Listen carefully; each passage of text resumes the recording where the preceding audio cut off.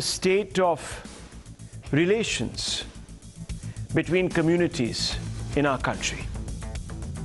Viewers, in India today, you can be stigmatized for being a BJP supporter or even an RSS sympathizer. Yes, viewers, you will be stigmatized. You will be called a slave of the Sangh Parivar if you happen to meet the RSS chief. In fact, as the riots in Leicester have demonstrated, you could be grievously harmed for being both those things even abroad. So it has come as no surprise that the chief imam of the All India Imam Organization, we were speaking about him a few days back, viewers, all of us, Umar Ahmed Ilyasi, has today been threatened with decapitation because he hosted RSS chief Mohan Bhagwat at his home. Yes, viewers, he's getting death threats. Mohan Bhagwat had called on Ilyasi to explore ways to strengthen community relations and improve the prospects for communal harmony in this country.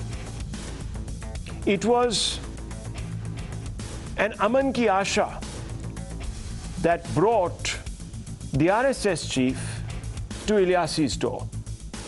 It so happened that after the meeting, Ilyasi hailed RSS chief as Rashtrapita, the father of the nation, and that's really worked up some people in this country, the enemies of peace, of Aman in this country.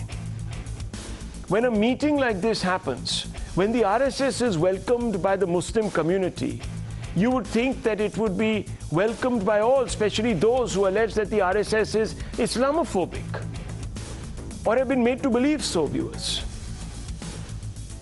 But listen to Ilyasi's conversation with an unknown man who threatens to kill him. Ilyasi decides to record this conversation so that he can put it out in the public domain. This person had been calling him time and again. Listen in.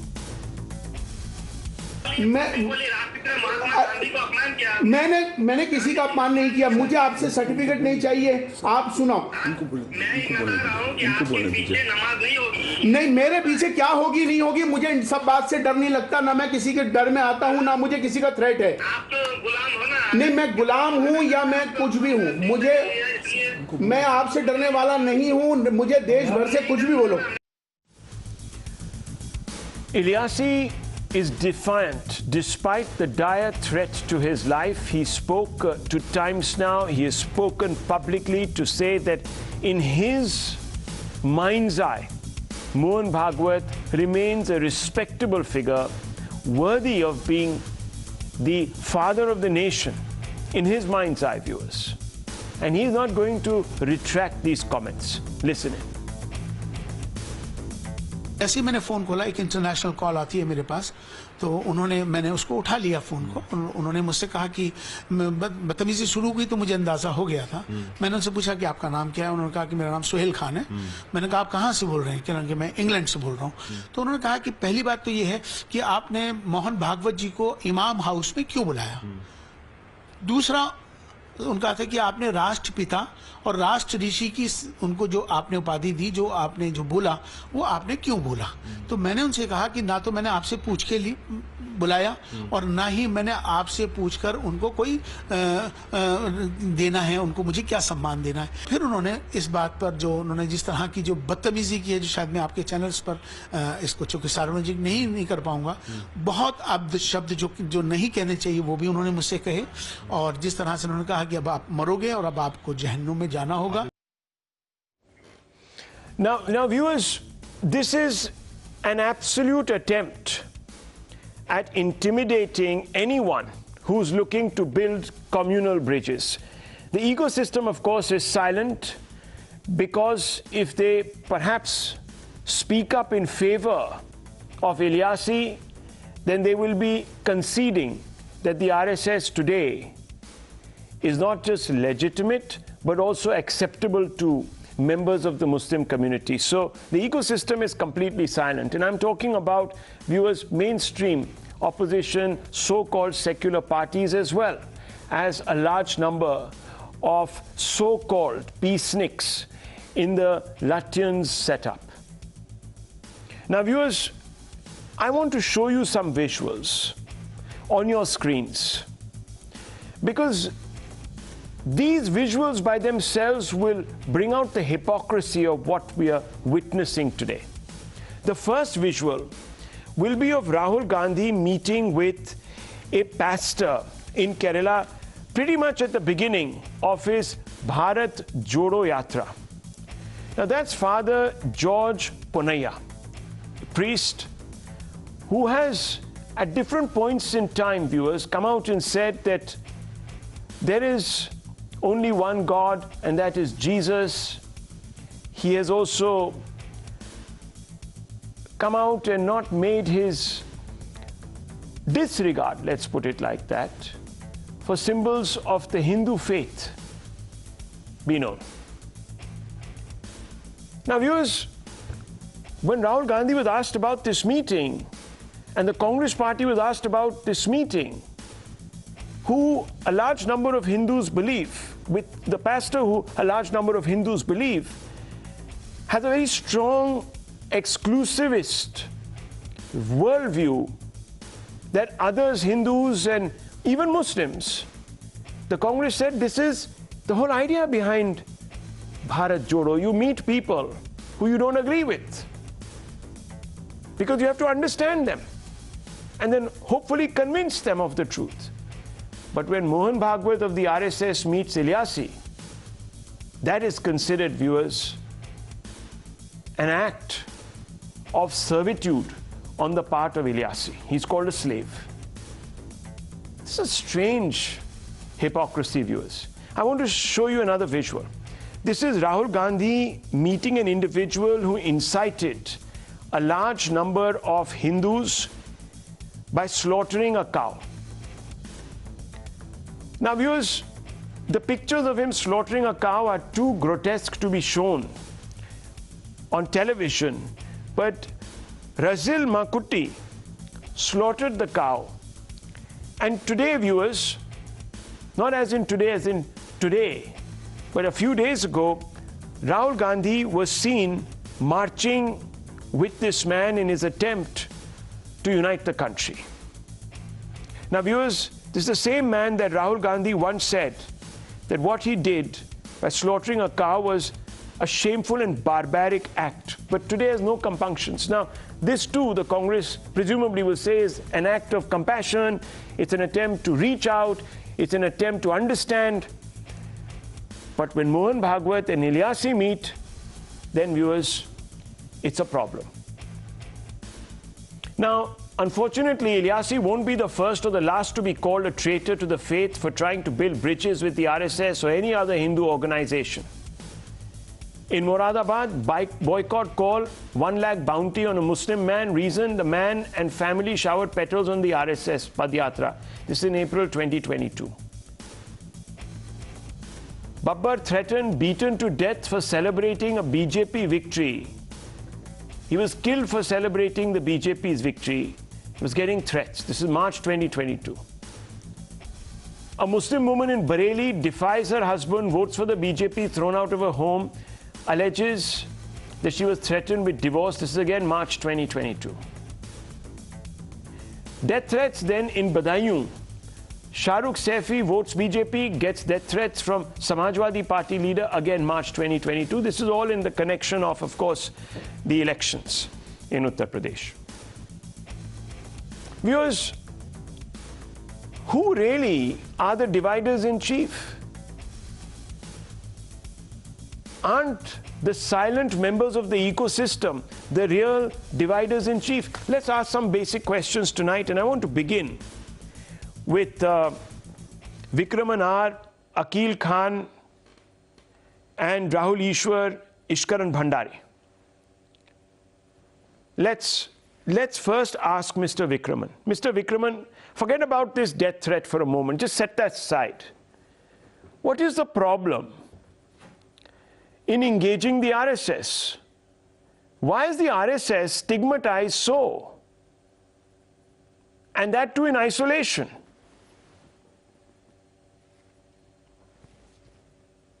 Listen, RSS had never been a political organization. It is a cultural organization. Cultural organization that spreads a culture of hatred against its fellow citizens just because they belong to a different faith, just because they are minorities, just because they belong to the scheduled community, scheduled caste people, scheduled tribes people. RSS wants the Hindu Rashtra in the country. RSS wants Hindu to be the race of this country. He believes that everybody living in this country is a Hindu, and it wants the Christians, Muslims, and everybody as Hindus. They want to accept as Hindus. That is what the RSS is demanding. It doesn't believe in multiplicity. It doesn't believe in diversity. It wants a single race. It wants a single language, single culture. Okay, I've heard you. Just a quick question though. You're from the VCK. You're the spokesperson of the VCK that shares power with the Congress and the DMK in Tamil Nadu, right or wrong? Yes. Okay, so let me ask you a small question. You must be quite upset that Rahul Gandhi met an exclusivist preacher, pastor in Kerala called George Punaiya. Tamil Nadu. Not Kerala, Tamil Nadu. Yes, in Tamil Nadu. You must be quite upset by that. Why we should be quite upset by that? So you're not upset by a pastor who says that there's only one God. There's only one God. And there is no such. And that is Jesus Christ. And he's the real God. So everyone else who worships any other God is obviously not a religious person, must be a kafir. And that's okay for you, right?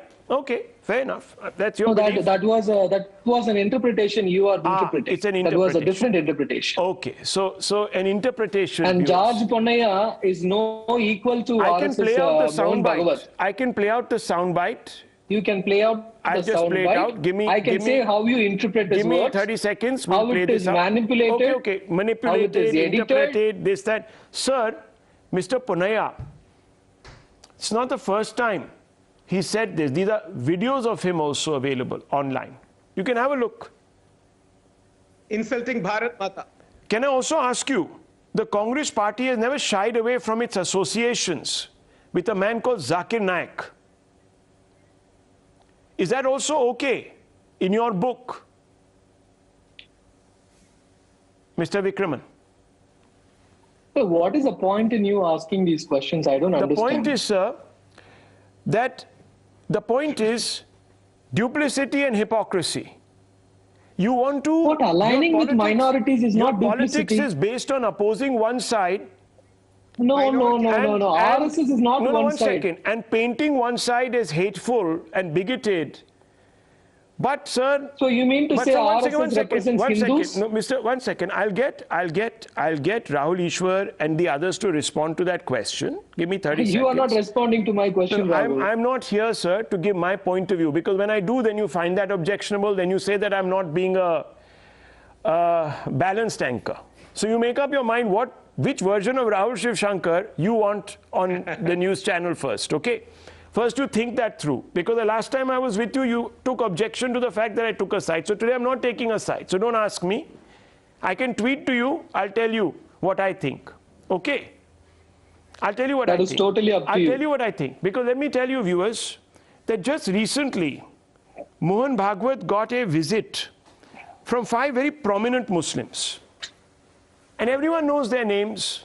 They even, at least one of them, the former Chief Election Commissioner of India, had to write an article in the newspaper to explain, to outrage Muslim brothers as to why he met Mohan Bhagavat. And he put it in a very well-reasoned context. This is about truth, reconciliation, building bridges, etc., etc. So if these 5 individuals, leading prominent citizens of this country, S.Y. Qureshi, Najib Jung, several others, 3 others, Shahid Siddiqui, a prominent hotelier also, all of them met. And they told us why. Viewers, Mr. Ilyasi also met. You've had Pranab Mukherjee, the former president of India, the late Pranab Mukherjee, who went to an RSS function and called Hegrewar the true son of India. You've had Ratan Tata, you've had several people. All of that is thought as being very good moves to build community relations, etc., etc. But Vikraman has a problem. Vikraman will not condemn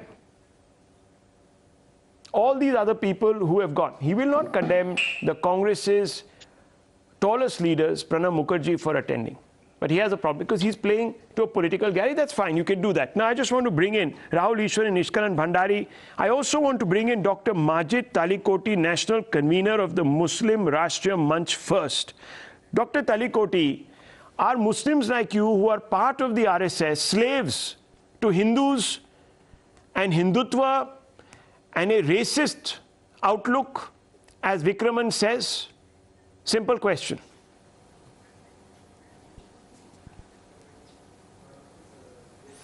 Yeah, good evening. Normally what happens is the perspective from where one looks at is quite different. Even when I was not associated, my perspectives were different. But you will not believe the things, the way,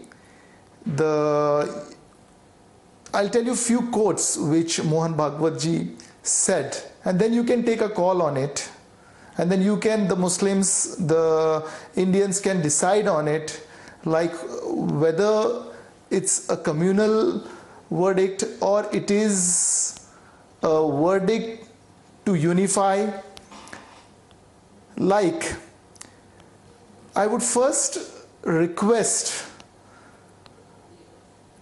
the minorities that we should not fall the trap what is open now, that for example that Islam is in danger in India or Muslims are in danger in India.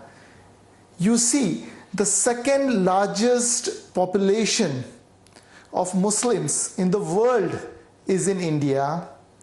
You see, here in India, the Muslims are doctors, engineers, advocates, and everything. So what normally happens is there is always a trap. And the trap is for a political gain. The trap is that, see, you're in danger. You're going to be killed.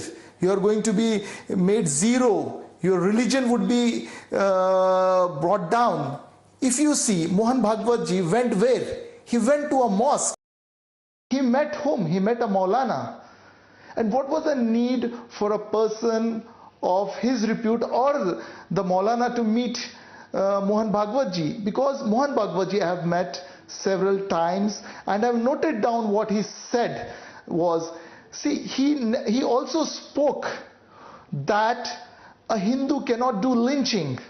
He said, if we want to have a strong nation, we should always remember that we should unite. First is not a Hindu or a Muslim. It is an Indian that comes first. Okay. It's an Indian, not a religion that comes first. So here is the line which draws us apart. You are a Muslim and you're convinced that the RSS is not a threat to the I'm just telling you, of this country. Okay, just give me 30 seconds. Yeah, what I'm telling, what point I make. Yes, yes, go on, finish your point. Make your point, finish it. Yes. Yeah. Yeah, so basically, the solution is dialogue, not discord. We all have genes which are common among all of us. Maybe I may go pray namaz, you may go to a temple, and see, our genes are one, but हमारी पूजा पद्धति अलग हो सकती है. Okay. And we have to always keep into mind when someone comes and tries to hug you, wants to make a point that we are one, we are united, we are not different, why should we be threatened? Why, when a person comes for a noble cause to unite a majority and a minority, why is not the good cause taken? Why is that point not noted? Why is not that honorable person? Is it because there is a political agenda? So what I mean to say is that certain point parties we should are trying take to in. capture vote banks, fundamental point. And this point is being made by Dr. Majid Talikoti. And I want to bring in Akil Khan, Rahul Ishwar, Nishkan Bhandari now. Mr. Akil Khan, you're a political analyst, a man in the know, I'm told. Why would Muslims from Iran, Central Asia, Afghanistan, Bangladesh, Myanmar all line up, Syria, refugees, Muslims, to live in India, to seek refuge in India if the RSS was everywhere and was Islamophobic and lynching and killing and doing all sorts of unmentionable things to Muslims? And if Muslims were in such danger in this country? I don't feel Muslims are in danger, but I would like to say the two most important aspects. If you are at the power, at the helm of the country, the first is honesty and second is your intention. If you are deciding anything, whatever smart, howsoever powerful you are, if you don't have these two things, you cannot do good to the country, to the people of the country. So, but unfortunately, it is our nation's, I would say, is misfortune that we are getting the leaders for so many years. Those, they are not honest, they are dishonest, I would say, and their intention is not good. Who are the leaders? Should I prompt you? Mostly those who are at the hand. Should I, one minute, sir, let me ask you. Is it Sitaram Yechury and Rahul Gandhi, that is the left, the CPIM and the Congress, because they allied with the ISF, which is a known sectarian Muslim organization in West Bengal, would you say? I would not say about these. These are not the powerful people of the country. People. Okay. Those who are not at the aim of the power. You see, they are regional. They are powerful regionally. But I would say the power, the ruling party, Congress and BJP. Okay. So they are the people. They are not honest and they are not intention. So whatever you do, one second. Let me ask you. You will not get the right result, and you are just focused on your personal gain. Let me ask you. I'm very glad. So you are calling out everybody who is today criticizing Mr. Ilyasi for meeting Mr. Bhagwat, right? You have a problem with that, or you don't have a problem with that? You see, I don't think Mr. Ilyasi is the leader of Muslim representing the Muslim. So I don't think. Do you believe that Najib Jung, do you believe that people like S.Y. Qureshi, etc., their meeting with Mr.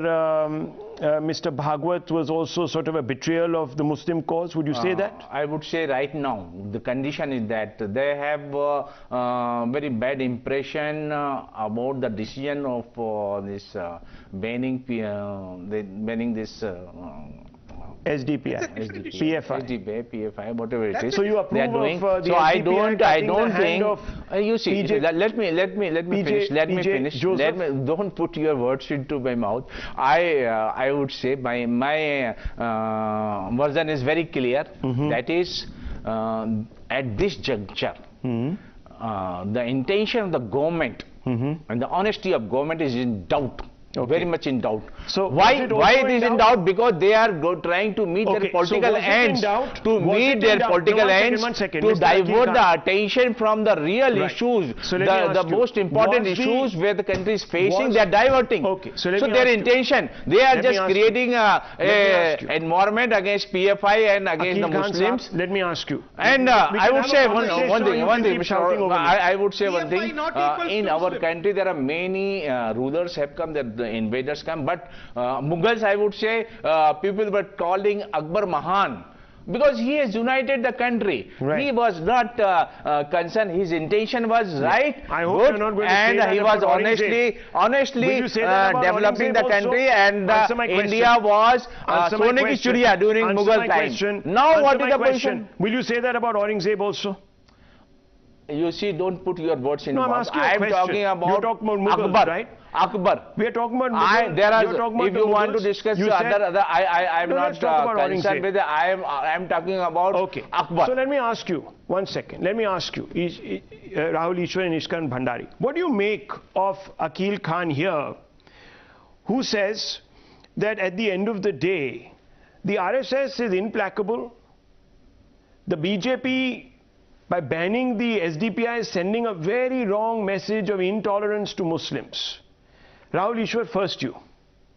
Two submissions. One, I don't belong to RSS, I don't belong to BJP, but I'm a Hindu activist who have immense respect for RSS and BJP. As a Hindu activist, I have personally filed cases against crazy crackpots like Satwi Prachi, and even I strongly oppose these urban Nazis like Yati Narsingh Hanat. We should all oppose them.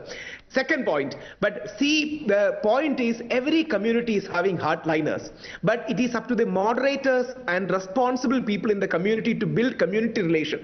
And Narendra Modi ji and Mohan Bhagwat ji has been consistently taking a Gandhian line, inclusive approach, pluralism, secularism, whatever name you have to call it, you can call it. They have been taking a very statesmanly approach. And can we forget Mohan Bhagwat ji on record saying, don't search for shivaling under every mosque and don't try to create troubles. It was a statesmanly approach. Narendra Modi ji talking about his childhood friend Abbas, or reaching out to all the Muslim nations in the world at the beginning of his journey. Where is honesty and intention? And just one more, and just one more line, and one more interesting thing, Rahul that counts. This very Rijil Makuti, sir, just one line. This Rijil Makuti has been abusing me just last week itself when I was saying Narendra Modi ji is evolving into a second Mahatma Gandhi, and this Rijil Makuti was abusing me in Kerala. See, the point is every nation needs moderation, balance, harmony, pluralism, whatever name you can call it. And Mohan Bhagwat ji and Narendra Modi ji has been consistently taking that line. And one very important point, PFI not equal to Muslims.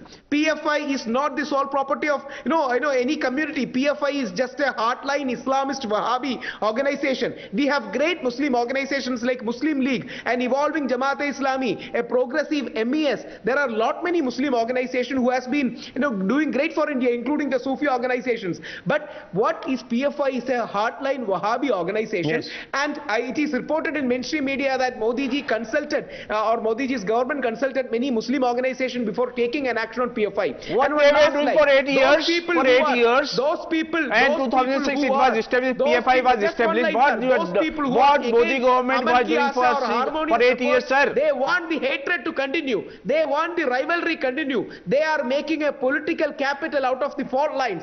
Please remember, we need to heal the wounds, not accentuate it, not perpetuate it. Well, let me tell you, viewers, in our country, and Ishkaran Bhandari will now testify to this. Ishkaran Bhandari, I'll take you back to 2016, one of the most progressive so-called campuses in India, on Indian soil, in Delhi, where slogans of Afzal Guru, Tere Qatil Zinda Hai, were ringing out. And the sentence that was passed by the Supreme Court for the hanging of Afzal Guru was passed off as a judicial crime. That is what was said. Ishkan Bhandari, that's the mindset. Now, how do you transact with that kind of mindset? I would like to interfere here that it was not told by any Muslim organization. There was some BJP people, those who are in the JNU, they had uttered all these words, and it was being investigated. Fake news here, Mr. Akil Khan. I think you're a responsible Indian citizen. Now, if someone from, I'm not saying your community or this community, from an ecosystem, come out. One second now, please. TV, one second. I don't like people. Listen, Akil Khan, I don't like people talking over me, right? I've said it once, I've said it twice. You don't have to be part of this show if you want to keep interjecting, right? I just made it very clear to you. No. Now, one second. Rahul. Yes, go ahead, Ishkan Bhandari. Rahul, two short points. Firstly, on the PFI part, that the people don't trust the government because it banned PFI. Let the gentleman know that the Congress government in Kerala, in an affidavit, had said PFI is nothing but a new form of SIMI, which is a terror organization. Kerala High Court recently had said PFI, SDP are extremist organizations. So the government doing what, incidentally, for once, Congress had also recognized in an affidavit to court can hardly cast the government in light. But this is the mindset. Your question is spot on, how to deal with this mindset, because this mindset is of two types. One, scaremongering. Scaremonger create Pakistan. Scaremonger have 370. Scaremonger if a Muslim woman gets maintenance, that your way of life will end. So overrule Shah Bano. Scaremonger that a Muslim woman should not have the basic dignity to be thrown out by talaq, talaq, talaq. Scaremonger if CAA comes in, which doesn't affect any Muslim, that you will lose your citizenship. So one strategy is scaremongering to keep them as a vote bank, to not allow their empowerment. The other is create absolute terror of sar tan se juda. If an imam meets somebody whom they do not approve of, this narrow breed does not what about those environments created by the government and other organizations? Akil Khan, I'm going to know that. No, I'm going to cut off. Cut off his sound. I don't like. I told you once, told you twice. You are not sitting on a channel where people indulge. No, I'm telling you, I've cut. No, you don't. The debate is when you allow somebody else to speak and then you respond. I will come to you. Just calm down. Yes. This is not a fish market. Yes. Rahul, hard-hitting facts obviously cause tension and problems, so they want to interrupt and don't want the people to hear that. The other part I said is creating fear. If somebody meets an RSS chief or anybody you don't approve of, it's sartan se. If somebody votes for BJP whom you think is your vote bank, you give him threats. If somebody celebrates a BJP win, you put a fatwa on him. If somebody from own community or from outside the Muslim world speaks on any issue, you again try to create a fair psychosis that don't speak on affairs belonging to our community, but otherwise we are a secular country. So this scaremongering and terror go hand in hand, and both need to be crushed by the government of India. Okay, so viewers, I've got 2 minutes on this show, and I just want to share 5 points with you. 5 points. When someone tells you that those people engaging the RSS are doing a disservice to the cause of secularism, number one, and their own community, number two, you tell them these 5 points. That there is an ecosystem here, political parties, great so-called liberal intellectuals who will push for talks with Pakistan, which is the most illiberal, Hindu-phobic country on earth, viewers. That, viewers, has committed itself to slash India with 1,000 cuts, to bleed India dry, to split India. That's okay. You can have biryani with Pakistan, but you can't have biscuits with Mohan Bhagwat. One.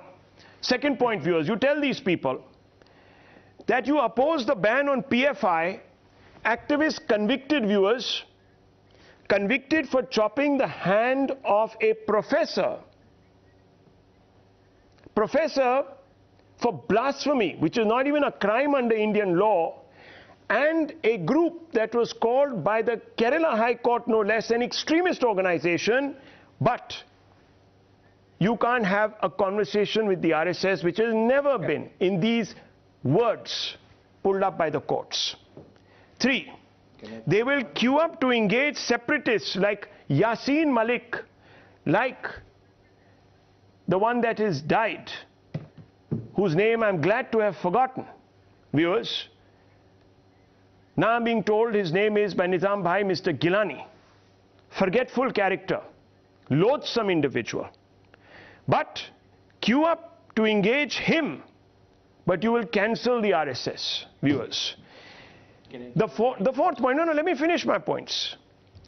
You will call the hanging of Afzal Guru and Yaqub Memon as judicial murder, but label the RSS as extremists. You will rationalize the attack on Hindus in the United Kingdom by blaming Hindu extremists from the RSS, viewers. But you will keep quiet when China butchers Muslims in its own country. It doesn't suit you, you see, viewers. It doesn't suit you. Remember those 5 points which I've told you, and bring it up against the people who tell you that engaging the RSS is a disservice to the cause of secularism in this country. You tell them that. I leave it at this, viewers. I leave it at this. I've moved on from this debate. Thank you very much, sir. We move on to another one. Viewers, is the election scheduled to be held in a couple of weeks to elect a Congress president a fixed match? Why are we asking this question tonight? That's because Congress insiders say the establishment candidate, or to put it simply, the Gandhi choice for the election, is a dyed-in-the-wool Darbari called Mallikarjun Kharge. In fact, Kharge has not just been the go-to man for Congress in the Lok Sabha, where the Parivar projected him as leader of the opposition, but also the man to defend the Gandhis in the National Herald case. Kharge will be up against Shashi Tharoor, but once again, insiders say that Tharoor is just making up the numbers to provide the fig leaf of legitimacy to the process that is fast turning into a selection rather than a bona fide election. And the pictures on your screens, viewers, do not lie. On your screens are the two Congress stalwarts filing their nomination papers for the election for the top post of the Grand Old Party. On the one side, the entire Congress party top brass is seen standing in solidarity behind Kharge. And on the other side, barely recognizable second or third rung leaders are looking on as Tharoor virtually writes off his chances. Those are the pictures, viewers. Gaggle of media, gaggle of all sorts of top leaders with Kharge. And there's Shashi Tharoor with just a few nameless, faceless, quite frankly, unknown Congress leader. Now, viewers, this is therefore an election where the winner has already been called out. The pre-scripted nature of the contest, viewers, is apparent. Here is what Kharge has said, and here is what Dr. Tharoor is saying. Dr. Tharoor, who's already coming out and sounding defensive. Listen to them. मैं यही appeal करूंगा सारे हमारे delegates जो voters हैं वो मेरे पक्ष में ज़्यादा से ज़्यादा बहुमत बनाकर मुझे जिताएंगे ये आशा करता हूं। मैं जो लड़ाई हमेशा लड़ते हुए आया हूं और लड़ना चाहता हूं कि कांग्रेस पार्टी के जो उसूल हैं, जो आइडियोलॉजी है, उस आइडियोलॉजी के साथ मैं बचपन से जुड़ा हूं। The Congress president has assured me that the Congress party has no official candidate and that the Gandhi family will stay neutral in this race and that they welcome as many candidates coming forward as possible. In that spirit, I have put forward my candidacy. It is not disrespect to anybody. It is a friendly contest that's going to happen. And as far as I'm concerned, in that friendly contest, we should be able to work cooperatively as colleagues. We are not enemies, we are not rivals, we are colleagues, and what we are interested in. Because I'm assured that the Gandhi family is going to play a neutral hand, viewers, that might be a tall ask, given the fact that the Gandhi's go-to man is Mr. Kharge for pretty much everything. He probably knows all their secrets too. Now, viewers, don't expect the election of Kharge to loosen the Parivar's grip over the Congress party either. History has taught us that a non-Gandhi elected or selected for the top job turns out to be more loyal than the king. There are only two honorable exceptions, viewers, by and large, that have bucked this trend. S.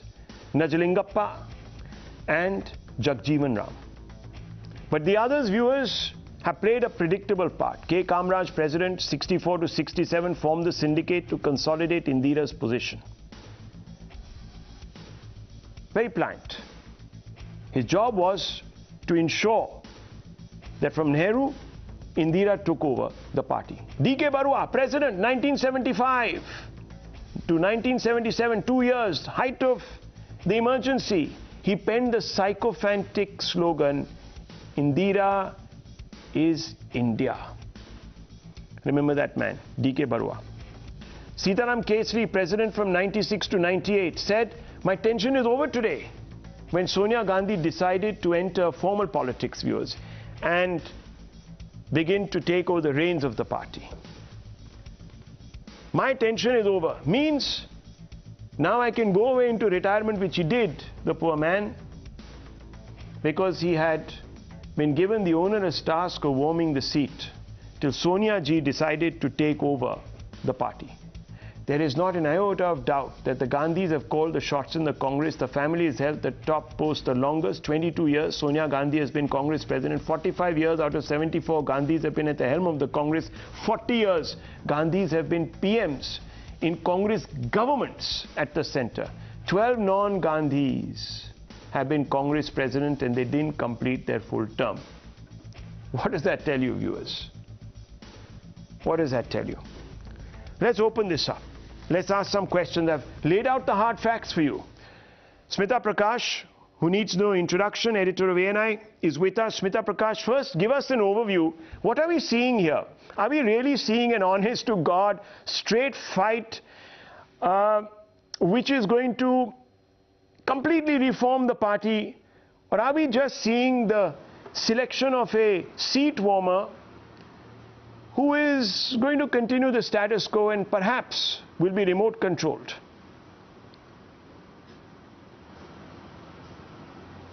I think you put it aptly, because Rahul, it's ending up becoming much ado about nothing. The Congress media in charge, Jairam Ramesh, a short while ago said, he imagined this indictment. He says whatever is happening in the Congress party, which he indicated, which means the presidential election, is a side show. And the real show is Bharat Jodo Yatra of Rahul Gandhi. How much more explicit can you get when you're dismissing a presidential election like this? I mean, since the president of the Congress is not going to be a Gandhi, he's a pointless figurine. All due respect to Mallikarjun Kharge for his age and his experience, but he's just a figurine. He's to be showcased if he is pliable, and shelved if he has a mind or thought of his own. And Shashi Tharoor has a mind and thought of his own, so he will not be the candidate. He will either withdraw or he will lose, because it's not going to happen. Kharge ji, again I say with due respect to his seniority, he wasn't even consulted by his colleagues in his own state in Karnataka. The Karnataka top Congress people are with Rahul Gandhi, because that Bharat Jodo has entered Karnataka now. He wasn't even, nobody even knew that Kharge would be. Like 24 hours back, when you were conducting debates, what was it? It was supposed to be Digvijay Singh. Until this morning, it was supposed to be Digvijay Singh who was supposed to be the second candidate. And suddenly, his head is on the guillotine, he is off, and Kharge ji is in. Kharge ji's zone of influence has diminished to nothing more than 10 Janpath. I mean, he was sent to Jaipur, if you remember, earlier this week. He didn't even know that a coup is being hatched a couple of blocks away. He was the great guy who went to Punjab and delivered a dud out there. And he is supposed to bring in, octogenarian is supposed to take on the combined might of, in 2024, of Modi, Shah, Yogi, Himanta, Nadda, all these people who are organizational bigwigs, and everybody knows their skills, and this poor man is supposed to conduct this. Even if he is a seat warmer, he is not going to give anything. It's the coterie which decided to go for a safe candidate, and that's it. And that's it. Let me bring in Sanjay Jha, who is I suppose at loggerhead still with the Congress. I don't know what your point of view is tonight, but look, if Jairam Ramesh says the election is a sideshow and the real show is Rahul Gandhi, who is parading through various parts of the country, then presumably the occupant of the top post, the putative either Kharge or Tharoor, if we are to insist that this is going to be a real, cracker of an election, is also irrelevant. Why should Rahul Gandhi, who is one of 10 general secretaries, be more important than the president? You were selling the president's post to Gehlot just a few days ago, saying, don't diminish this post by continuing to stick on to something like a chief ministerial job. of a state, Mr. Jha. And here you have Jairam Ramesh now perhaps, putting out what we always suspected, that this election is a sideshow because the post itself is laughable. Doesn't matter, it's irrelevant. Would you agree? Well, Rahul, let me tell you that I partially agree with what you said and what even Smita has said. Now, Jairam happens to be a dear friend, but I need to kind of disagree with him here. In a political party, you multitask all the time. You have to do the Bharat Jodo Yatra. You have a very critical presidential election that will determine what's your political leadership for 2024 and beyond. You also got to be competing in the Gujarat and Himachal elections besides doing other sundry items. That's point number one. Point number two, and I want to be very categorical, Rahul, on your show, because I have been both a supporter of the Congress ideologically. I don't agree with many of the things that the party has done politically. I do believe it's a good step to do a democratic contest. So there is a democratic contest, but, and I think this is where your question becomes relevant, it is important to send out a message to the cadres of the Congress party, to the public at large who have voted for the Congress. There were still 12 crore people who voted for the Congress in the 2019 washout. There were still 12 crore people. And I think the Congress needs to send out a message that, listen, we are not going to interfere by actually propping up a candidate and therefore making Mr. Kharge look like a puppet. Now, let me tell you what the Congress needs to do here, and I hope they are watching the program. Both Mrs. Sonia Gandhi and Rahul need to categorically state, not through interlocutors, not through a general secretary, that the AICC delegates must vote on their conscience. And I will be blunt on your show. I believe on an overall comparison, with due respects to Mr. Kharge's age and contribution in CV, Shashi Tharoor actually ticks all the right boxes to be a potential Congress president. I do know he's going to face a formidable challenge. I do that. But I agree with you completely that if the Congress, so Sanjay Jha, rarely that you agree with me. So before it goes sideways, let me move beyond you. Let me move beyond you and get in the BJP. But before that, I also want to bring in our viewers, because this channel, viewers, is our family, as you know. And I love to hear from you. And it is important that I get your opinion on this show. We're all one family. It's our channel. So Vinod calling in from Palakkad. Good evening, Mr. Vinod. Go ahead with your point of view, sir. Do you think this election is going to completely reform the Congress? See, Rahul, I would like to convey one simple message. In the circus ring, they have only 4 or 5 people and everybody is on the fence. So this is what is going to be the fate of Congress. Okay. So whatever Shashi Tharoor is not appealed, I appeal to the Congress people and all the PCC members for your survival and for the survival of a fittest opposition. Select Tharoor, not an 80-year-old guy. He is not going to contribute, even he cannot walk for 1 kilometer.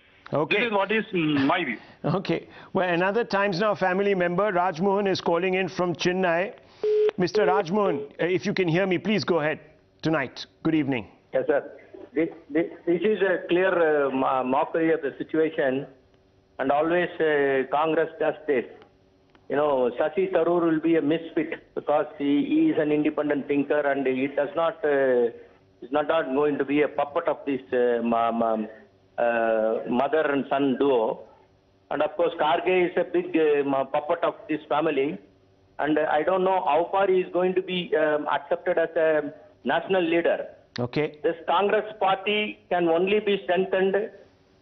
It should throw out both the mother and son. Okay. Well, then only they can do something. Otherwise, this party is totally in a mess, and it is going to be Congress Mukt Bharat soon. Okay. Well, we need a strong opposition. So pay attention to Mr. Rajmohan.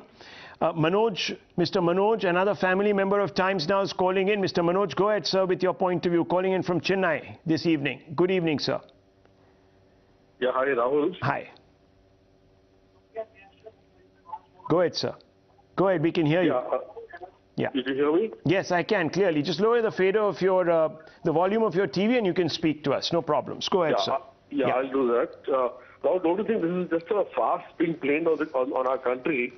I mean, with the real people who... Well, sir, if Sanjay Jha can agree with me on this point, that means we're saying something right here. All of us. The Times Now family has probably got its finger on the pulse. The Congress doesn't. Maybe it's deliberate. Let me just bring in Sanju Verma. And I also want to bring in Lokesh Jindal right after. Sanju Verma, look, the Congress says, and there might be some truth to this, so do pay attention. The Congress says it's very well for the BJP to take pot shots at us. But when was the last time anyone filed a nomination paper for the presidential poll in the BJP? So why are you taunting us tonight? Straightforward question. Sanju Verma ji. I will give a straightforward answer to your very pointed question with no ifs or buts whatsoever. Point number one, anybody with a basic understanding of Indian polity knows that there's a core committee and there's a parliamentary board which was recently reshuffled a couple of weeks back, which are the apex decision-making bodies within the BJP. And without getting into this whole debate of election versus selection, I just want to say one thing which will put the entire thing in its proper perspective. JP Nadda recently got a second term. Before JP Nadda, the national president of BJP was Amit Shah. Before Amit Shah, it was Rajnath Singh. Before Rajnath Singh, it was Nitin Gadkari. Before Nitin Gadkari, it was Rajnath Singh again. And prior to that, it was LK Advani. So the limited point I'm trying to make is that the post of national president in the BJP is not a handout. It's not a family legacy that somebody can inherit. It is a merit-based system which eventually delivers the shots within BJP, right from choosing candidates for panchayat, local body elections, Lok Sabha candidates, to who will be the national president. And I just want to say one thing. Did anybody know who would be Amit Shah's successor?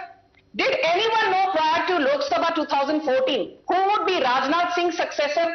Did anyone know who would be Nitin Gadkari's successor prior to Rajnath Singh stepping in? So I think in politics, having that element of surprise is very important. Within the Congress, let truth be told. Sanju Verma, let truth be told. Look at the surprises coming from the Congress camp. First we thought it was Gehlot. Now we still don't know. Someone might withdraw. So, I mean, I'm sure you're not saying that the very fact that there are surprises means that there is inner-party democracy.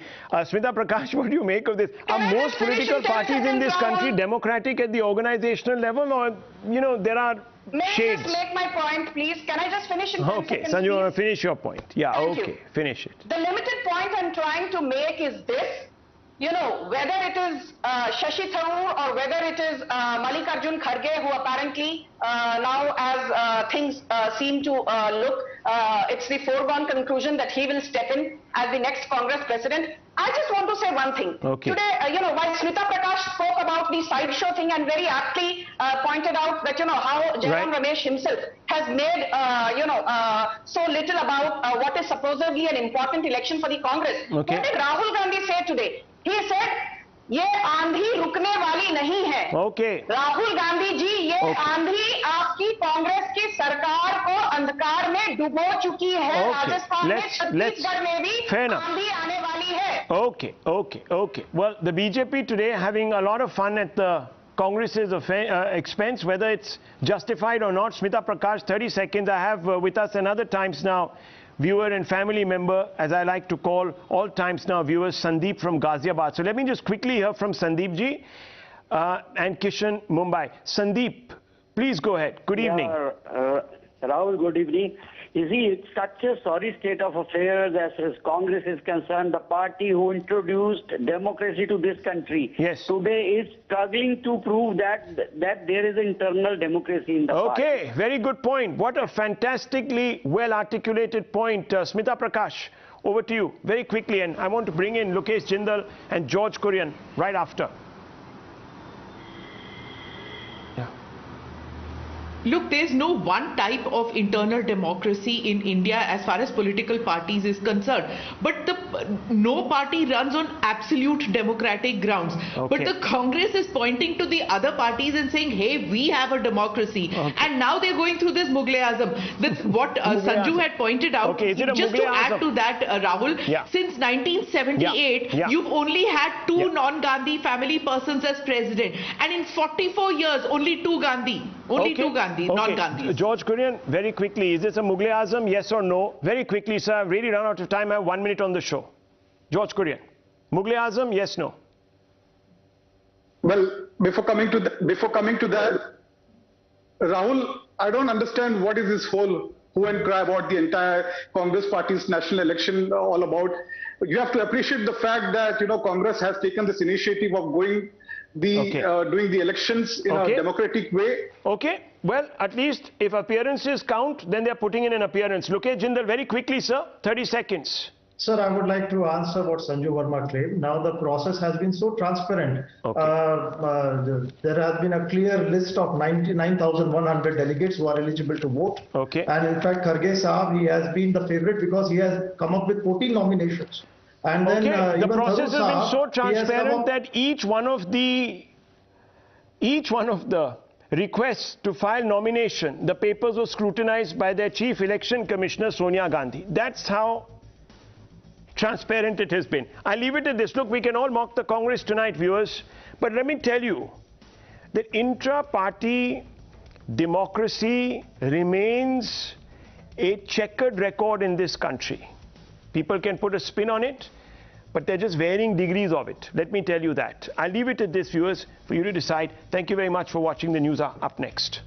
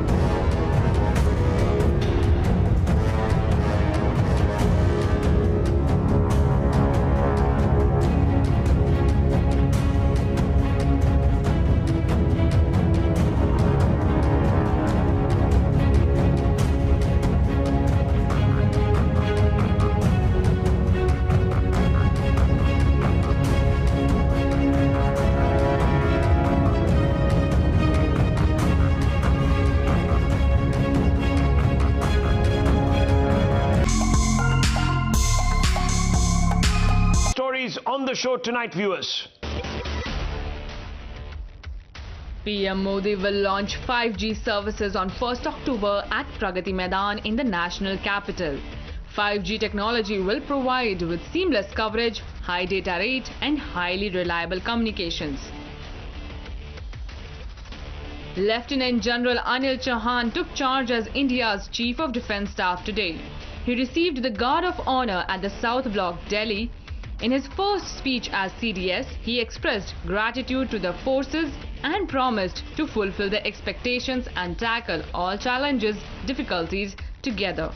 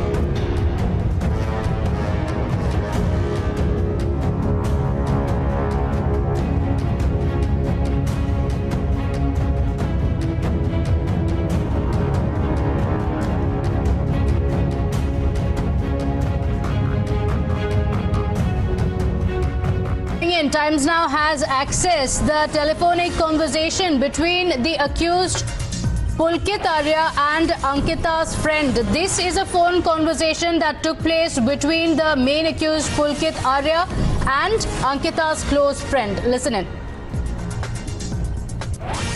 Hello hello हाँ पता लगा कुछ? Hello बात करता हूँ बस आपको आधे घंटे में हम यहीं बैठे हुए हैं अभी। कहाँ बैठे हो आप? यहाँ स्टेशन में, पुलिस स्टेशन में। पुलिस स्टेशन में? हाँ, वो इंस्पेक्टर से बात हो गई है, वो पहुँच रहे हैं अभी हमारे पास 10-15 मिनट में। आप अभी पुलिस स्टेशन में हो, वो रिजॉर्ट में जाएंगे क्या? हाँ रिजॉर्ट में जाएंगे, पूरा सारा सब देखेंगे, सारी चीज सब देखेंगे, कहाँ है, किसके साथ बात किया, क्या नहीं किया, कॉल डिटेल पूरी निकालेंगे, हिस्ट्री सब निकालेंगे। भाई ये सब करना पड़ेगा। मेरा विचार भगवान के ऊपर है। Lord Krishna will do it.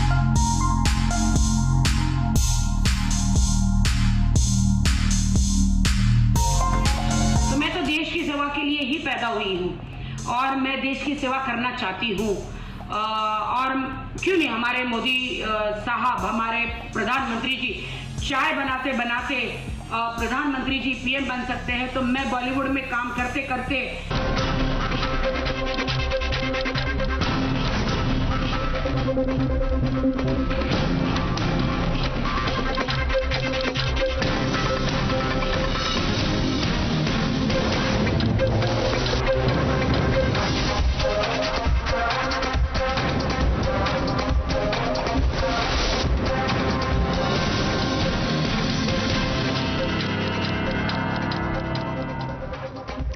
Good evening, ladies and gentlemen.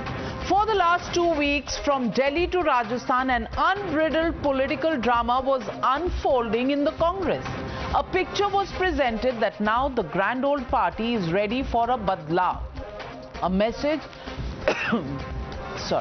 a message was given that for the first time in many years, inner democracy will drive the Naya Congress and not the Parivar. An aura was created that it will be merit and not an entitlement that will reign in the Congress. But all along, it seemed like the same script that the Congress has resorted to over and over again. It seems a smokescreen or a mirage was created just to put someone with Darbari subservience at the helm of affairs in the party. Flanked by members of the G23 and with the blessings of the Gandhi Parivar, Mallikarjun Kharge jumped into the fray by filing his nomination for the post of the Congress president. Once favored by the Gandhis, Gehlot flexed his muscles by wanting 2 posts at the same time. He sat silently and watched from the sidelines as the central leadership of the Congress party was shown its place while his MLA opened a front against the Parivar. His stunt did cost him, and Sonia dumped him unceremoniously from the race for the Congress presidentship. But then, frankly, that's exactly what he wanted. He did present an anti-pilot dossier to interim Congress President Sonia Gandhi before returning to Rajasthan, where he will continue to be the boss as he actually wanted. Despite all the shenanigans, Sachin Pilot still out on the sidelines, and a paper in the hand of Gehlot clearly talks about how he said, "Sorry, ma'am," and then went back to Congress in Rajasthan with a "yes, ma'am." Another smokescreen was created in the form of Mukul Wasnik. His name popped up but vanished without a trace, as it happened in 2019 when his name was floated after Rahul Gandhi stepped down from his post as the Congress president. Then came the old loyalist of the Gandhi Parivar, Digvijay Singh, mentor to Rahul Gandhi, as many people have called him, and he entered the race only to turn proposer in the final lap, actually proposing the name of Mallikarjun Kharge. Pawan Bansal took the forms for filing in the candidature, hinting that he too has possibly thrown his hat in the ring. But as it turned out, it was for the usual suspect, of course approved by the Gandhi Parivar, Mallikarjun Kharge. Ultimately, it's Tharoor's appearance in the whole saga which was meant to create a picture that there is a contest actually happening and not just a fixed match as alleged by the critics of the Congress party. He barely had support while filing the nomination, and even the G23 of which he was a part wasn't really on his side but actually on the side of Mallikarjun Kharge. Just let's listen in to what the two contenders had to say today. मैं यही appeal करूंगा सारे हमारे delegates जो voters हैं वो मेरे पक्ष में ज़्यादा से ज़्यादा बहुमत बनाकर मुझे जिताएंगे, ये आशा करता हूं। मैं जो लड़ाई हमेशा लड़ते हुए आया हूं और लड़ना चाहता हूं कि कांग्रेस पार्टी के जो उसूल हैं, जो आइडियोलॉजी है, उस आइडियोलॉजी के साथ मैं बचपन से जुड़ा हूं। The Congress president has assured me that the Congress party has no official candidate and that the Gandhi family will stay neutral in this race and that they welcome as many candidates coming forward as possible. In that spirit, I have put forward my candidacy. It is not disrespect to anybody. It is a friendly contest that's going to happen. And as far as I'm concerned, in that friendly contest, we should be able to work cooperatively as colleagues. We are not enemies, we are not rivals, we are colleagues, and what we are interested in. Meanwhile, Rahul Gandhi is busy touring the south as part of his Bharat Jodo Yatra. He's missing where all the action is happening. He's busy meeting with those who have anti-Hindu sentiments, from hate pastor to those supporting cow slaughter. His rallies are mired in controversies, but the Gandhis are placing their bets on Kharge. Kharge's base is in Karnataka, which is slated for polls in the next few months. He is a prominent Dalit face with his allegiance to Sonia Gandhi, Rahul Gandhi and Priyanka Gandhi Vadra. The Parivar knows very well that he will always toe their line. He was even questioned for 8 hours in the National Herald case as well. The BJP says that makes Kharge a perfect match for the top job in the Congress party. Listen in to the BJP. But I want you to know that everything that is happening in the Congress party is side show. The main show is the Bharat Jodo Yatra. This is the main show. The narrative is being set not by the election of the Congress president or by the defection of MLAs in Goa. The narrative is being set by the Bharat Jodo Yatra that has been underway for the last 23 days. ऐसा है कि कठपुतलियों में भी कठपुतली ढूंढी जा रही है। 2019 से लगातार अध्यक्ष खेला जा रहा है, ढूंढा जा रहा है किसको अध्यक्ष बनाया जाए, कौन अध्यक्ष हो सकता। अरे इतनी बड़ी कांग्रेस, आपको पार्टी का अध्यक्ष नहीं मिला पिछले 3 सालों से? इसी का भी स्टिकर लगा दीजिए, चाहे वो मल्लिकार्जुन खड़गे साहब का हो या मुकाबले में थरूर साहब जीते।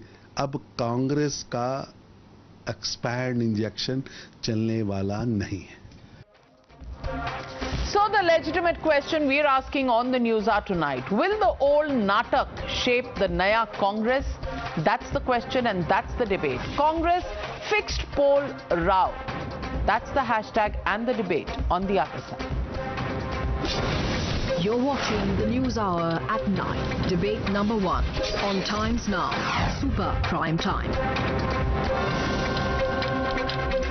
Joining me tonight, GVL Narasimha Rao, Member of Parliament and National Spokesperson of the BJP, Vivek Bansal, Member of the Congress Working Committee, Suhail Seth, columnist, Sandeep Singh, Political Analyst, Tehseen Poonawala, Political Analyst.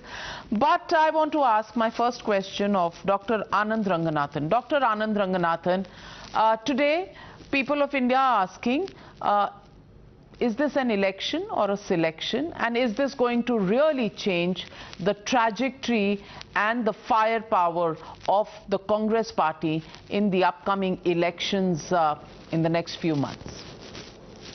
Good evening, Navika. I think all what the Congress party or the loyalists are doing is rearranging the deck chairs on Titanic, even as Rahul Gandhi steers the ship all night long in search of an iceberg. That is exactly what they're doing. And the fact of the matter is, Hansi Cronje would have been proud of this. This is something that even he wouldn't have achieved. This kind of fixing is sensational, and Tehseen, I know, is smirking, but inside he's kind of sad, because what is happening right now on the deck of Titanic is that Miss Sonia Gandhi is playing the violin, even as Rome is burning, pun not intended. And I don't know what role Tehseen is playing, but certainly possibly Leonardo DiCaprio's, but I don't know who Rose is.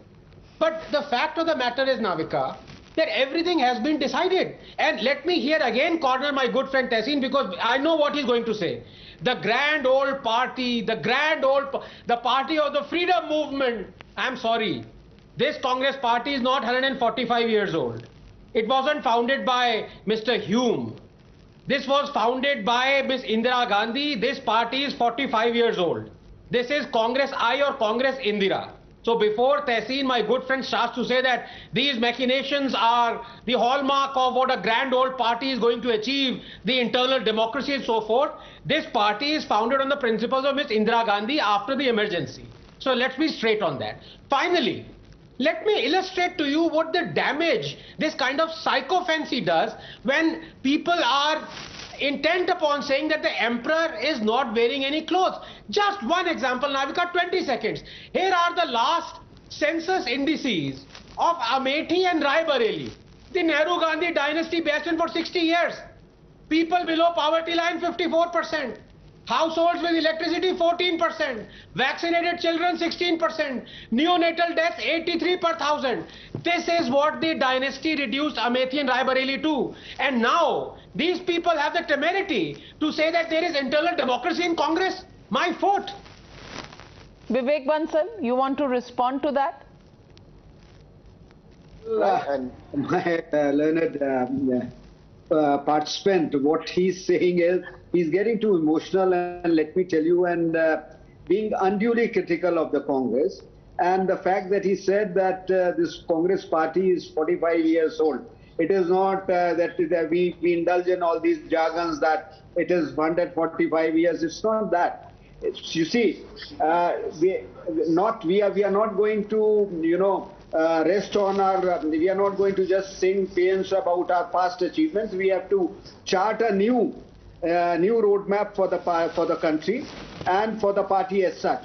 And once he says that Indira Gandhi founded 45 years, Indira Gandhi too was a part of the freedom movement. Let me just remind our learned participant. And she was very, very active in the freedom movement. So that spirit was also there. And the fact that we adhere to that, whatever had been, whatever had been given to us in legacy by the founders of the freedom movement, or the people who played a pivotal role in the freedom movement.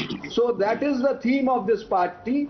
And when you talk of that democracy and all, I just want to ask what BJP can sing about as far as internal democracy is concerned. What BJP can say about election, or you say selection. What is that?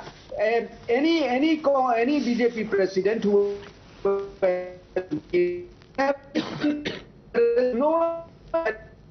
we lost his audio there. Navika, can I reply? We lost his audio there, but GVL Narasimha Rao, he says, what can you say? You've never had elections, so why is the BJP getting so critical about the Congress party? Navika, good evening to you and all the panelists. The BJP, any Karyakarta who has even pasted posters or supplied tea and then rose in the ranks of the party can aspire to be a state president, can aspire to be a district party president, can even become the national BJP president.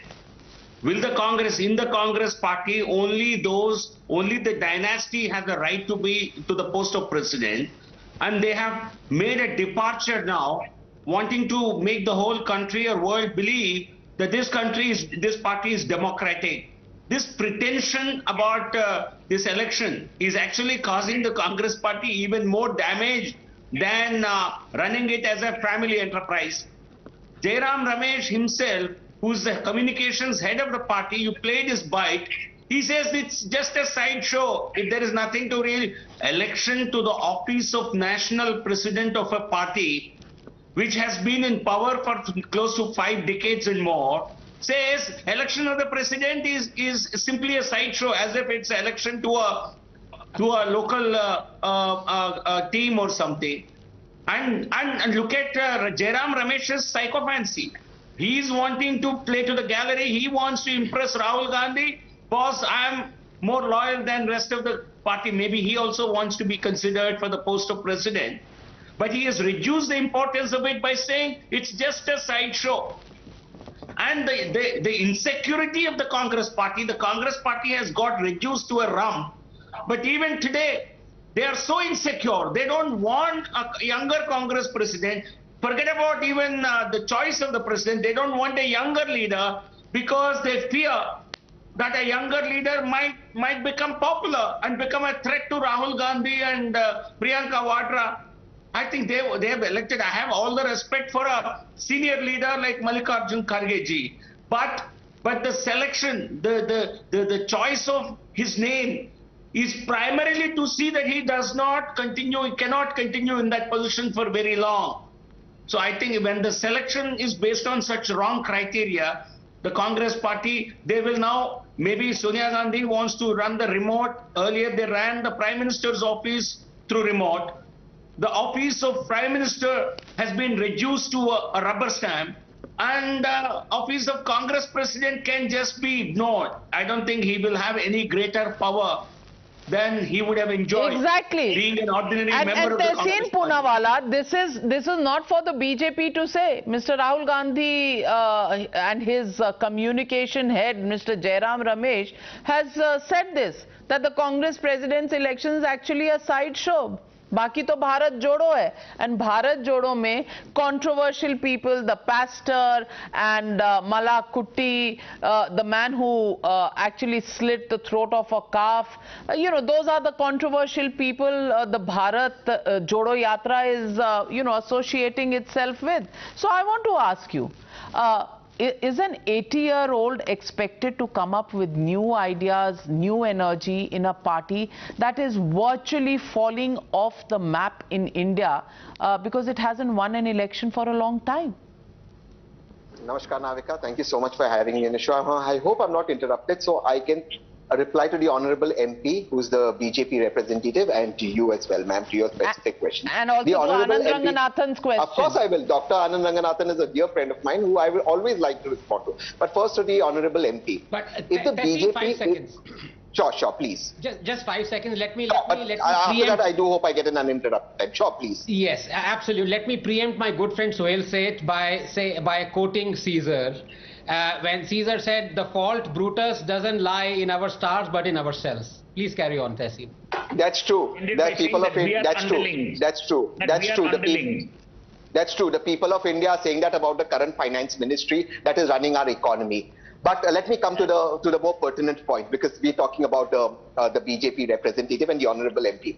If the BJP as a political party figuratively fell into the Yamuna, it would be very bad. But what would be a tragedy for our country if somebody rescued the BJP from the Yamuna? Because when the Honorable MP preaches to the Congress about democracy and says any person in the BJP can aspire to become president, what the Honorable Member of Parliament does not tell your viewers, it can only be a man who can be president of the BJP, and only an upper caste man, save for one person, Bangaru Lakshmanji, who was the president of the BJP, because it is the band of boys in the RSS that select who the next president of the BJP is going to be. Warna selection तो process था नड्डा जी का, इसलिए तो extension मिला, 2 लोगों ने select किया, वरना थोड़ी नड्डा जी को वापस एक्सटेंशन मिलता. Let's come to the more pertinent point, because MP साहब, your arguments were as thin as a homeopathic soup, and homeopathy is pseudo medicine. So let's come to the Congress. 9,000 verifiable delegates, each with a QR code, each man, woman in living flesh and blood, which Times Now can verify, will elect a new president. Something the BJP does not know. And for the criticism, Navika ji, that you made, what if an 80-year-old man is selected? मैं आपसे पूछता हूँ Navika ji, जब Modi ji 79-year-old Yadurappa ji को कर्नाटका से gets him into the BJP parliamentary committee, that time it was Chanakya Niti. Why can't this be Gandhigiri? आप करे तो चमत्कार, हम करे तो गुनेगार. ये काहे की नीति हो गई? And Anand, that's also a borrowed line. That's also a borrowed line. But we never hailed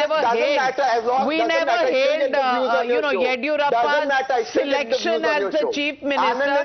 The man won his election, and we all said that he was somebody who had charges against him, and the BJP was clearly running out of ideas. But if you remember wrong context, and that is exactly what you want to match up to, then why go through this farce of electing a selected man as the Congress president?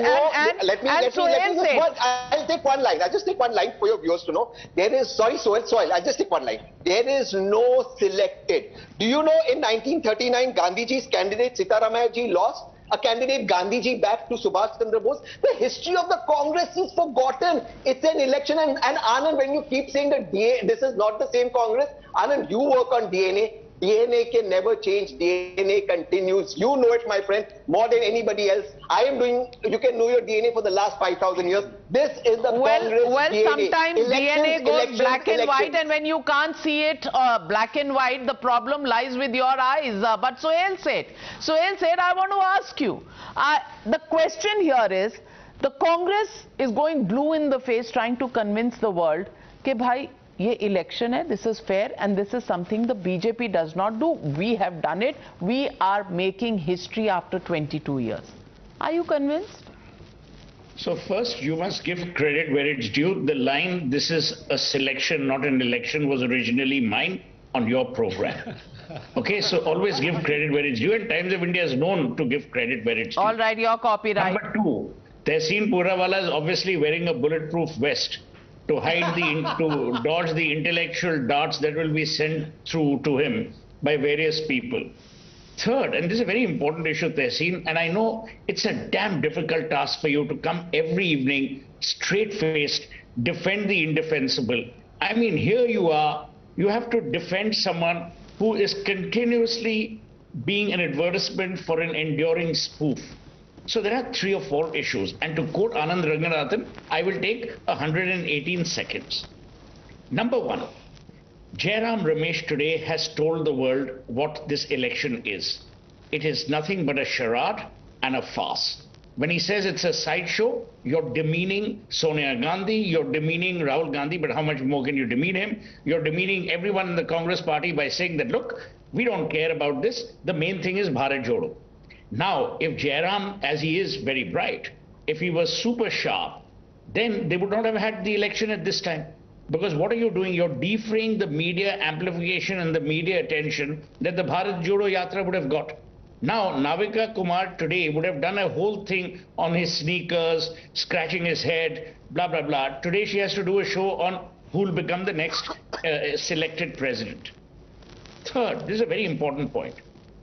Please don't say that the BJP is... Suhail, I want to interrupt you. When is the last time I did a show on sneakers and people scratching their heads? No, I'm saying you could have done it. You could have done it because what else would you cover in a Padayatra? I mean, how many more things can you cover in a Padayatra? Yeah, you can't talk about the billboards on the way. No, but I thought you're making a reference that we pick up floozy issues. These are not floozy issues. I don't do debates on sneakers and people scratching their heads. Just to correct your... One thing, let me tell you, the third thing, which is very important, is that it is quite clear that this is not an election in the classical sense as you and I would understand an election to be. Why? You saw what happened. Here they're trying to do Bharat Jodo and they're trying to parallelly run an election. In the process, what have they done? They've destroyed Rajasthan for themselves.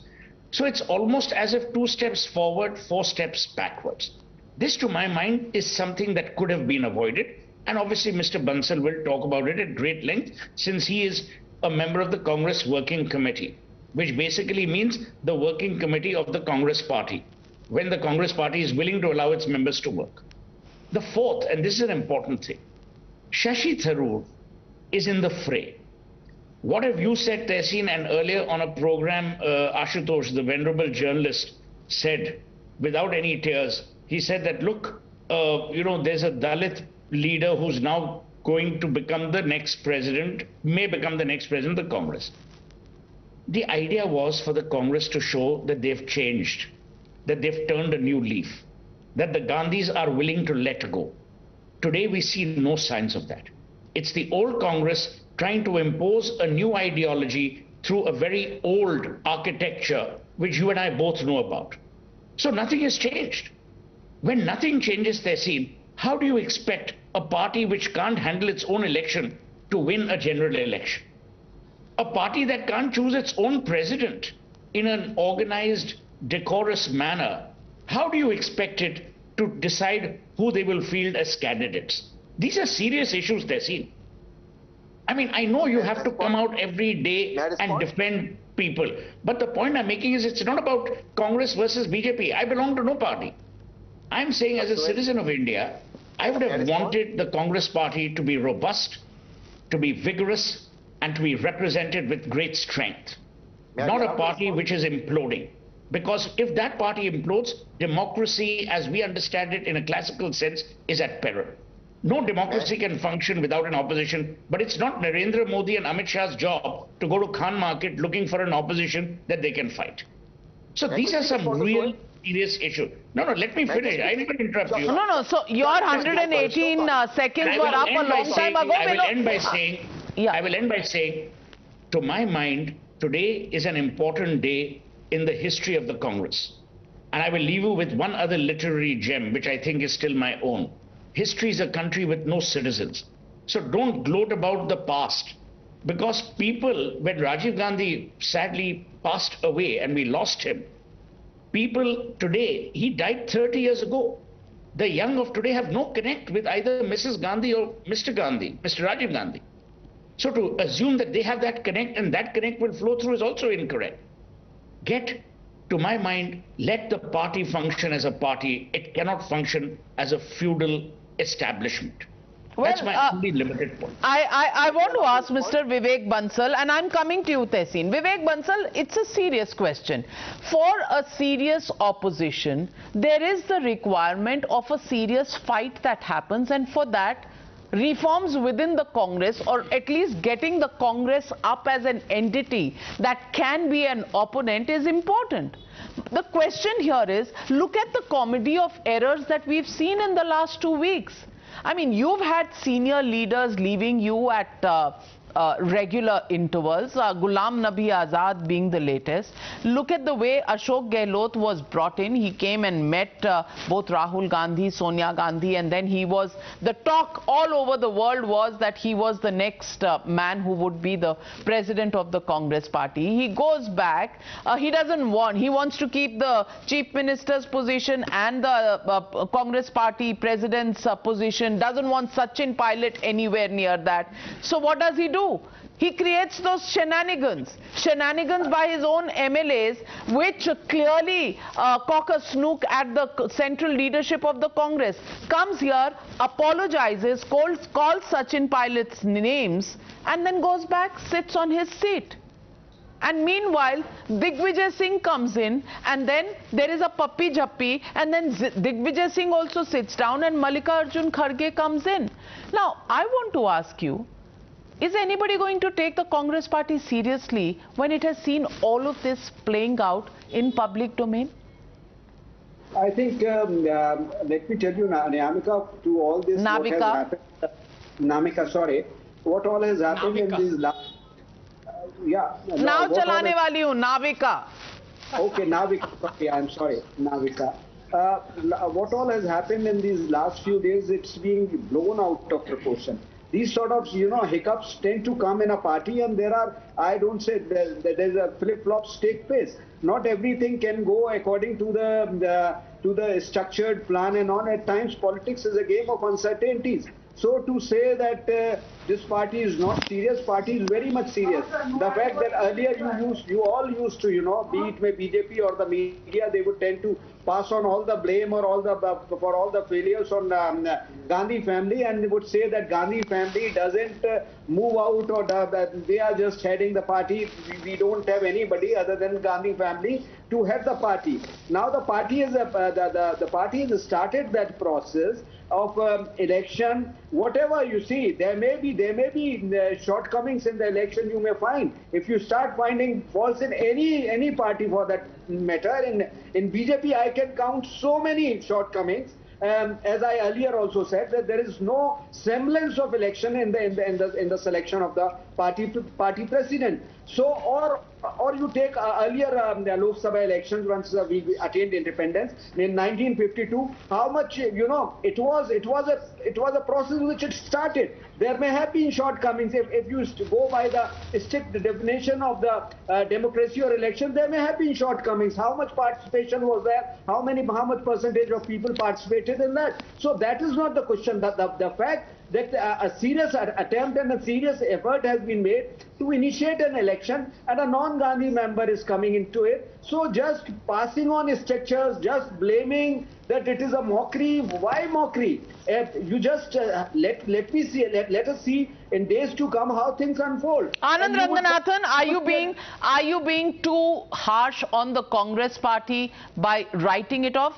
They are attempting, and they should be given an award for at least attempting a semblance of democracy. Where's the problem with that? Navika, now, Mr. Bansal, I didn't interrupt you. We are there. Congress has a history. Mr. Bansal. Even against Sonia Gandhi ji, Jitendra Prasad had contested the poll. So 22 years ago, and she got 7,542 votes. He got 94 votes, sir. He got 94 votes, and he actually said dhandli hui thi election mein. So that was the last election, and then it was she as the super prime minister who even read all the files of the UPA government, and Dr. Manmohan Singh was the prime minister. And I'm not saying this, I'm not making this up. I was given an interview by the then Law Minister Hansraj Bharadwaj in 2004, 2 months after the Congress party had come to power, that yes, we send all our files to Sonia ji. So Anand Ranganathan, once again, earlier a super Prime Minister, now a super Congress President. Will anything change? And are we being too harsh? Navika, very briefly, 2 points. First of all, now, Vivek ji, you're being unfair. Vivek Bansal ji, 1 minute. Allow Anand Ranganathan to come in. 1 minute, please. You had your say. Allow Anand Ranganathan. Country through the crisis, economic crisis, and as far as I can tell you, Mr. Khadge ji is going to steer the party, and he's going to come out in flying colors. Whosoever, first of all, there is an election. There is you a almost contest. forgot. Let us face the election. Who comes victorious or winner? The time is going to say. Yeah, you almost forgot. You almost forgot Shashi Tharoor. Just as he forgot the map of India. That's what you all forgot. I didn't forget. I am all right, Mr. Bansal. Anand Ranganathan is making a point to you. सुन तो लीजिए, public की भी तो कोई आवाज सुन लीजिए. Anand Ranganathan. Thank you, Navika. And much as I admire Mr. Vivek Bansal, I find him extremely erudite, almost very un-congressman-like. He is an intellectual par excellence, and he makes his points very cogently, very politely. I have to say that tonight he is exhibiting as much sense as Tehseen is exhibiting fashion sense. ये Tehseen ये क्या पहन लिया? ऐसा लगता है कमाल खान का टक्सीडो का थोड़ा बच गया था पोर्शन, उसका बना के आ गए हो. But can I please remind Mr. Bansal, when he talks about the democracy in Congress, can I please remind him the recent shenanigans of Mr. Gehlot? What semblance of democracy is being exhibited there?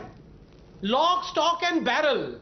Mr. Bansal, you are aware the kind of shenanigans Mr. Gehlot exhibited, and now he crawled, apologizing to Ms. Sonia Gandhi, saying that what I did was wrong. Please allow me to be continuing as the Rajasthan Chief Minister.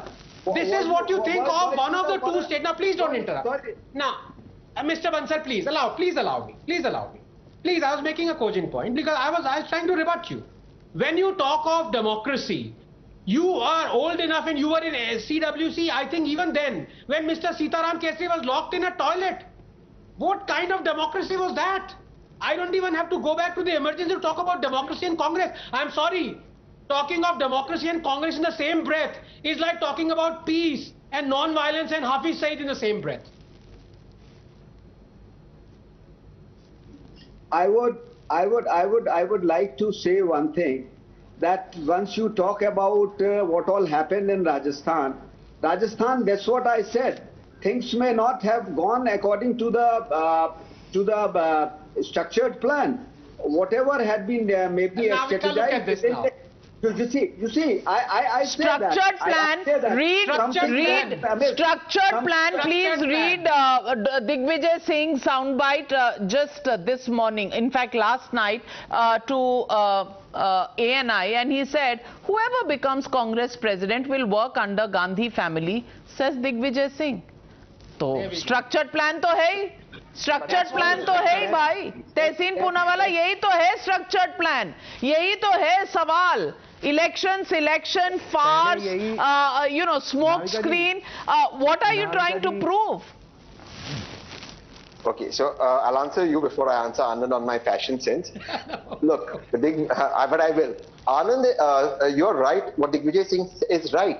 In the BJP, Nadda ji, who does he report to?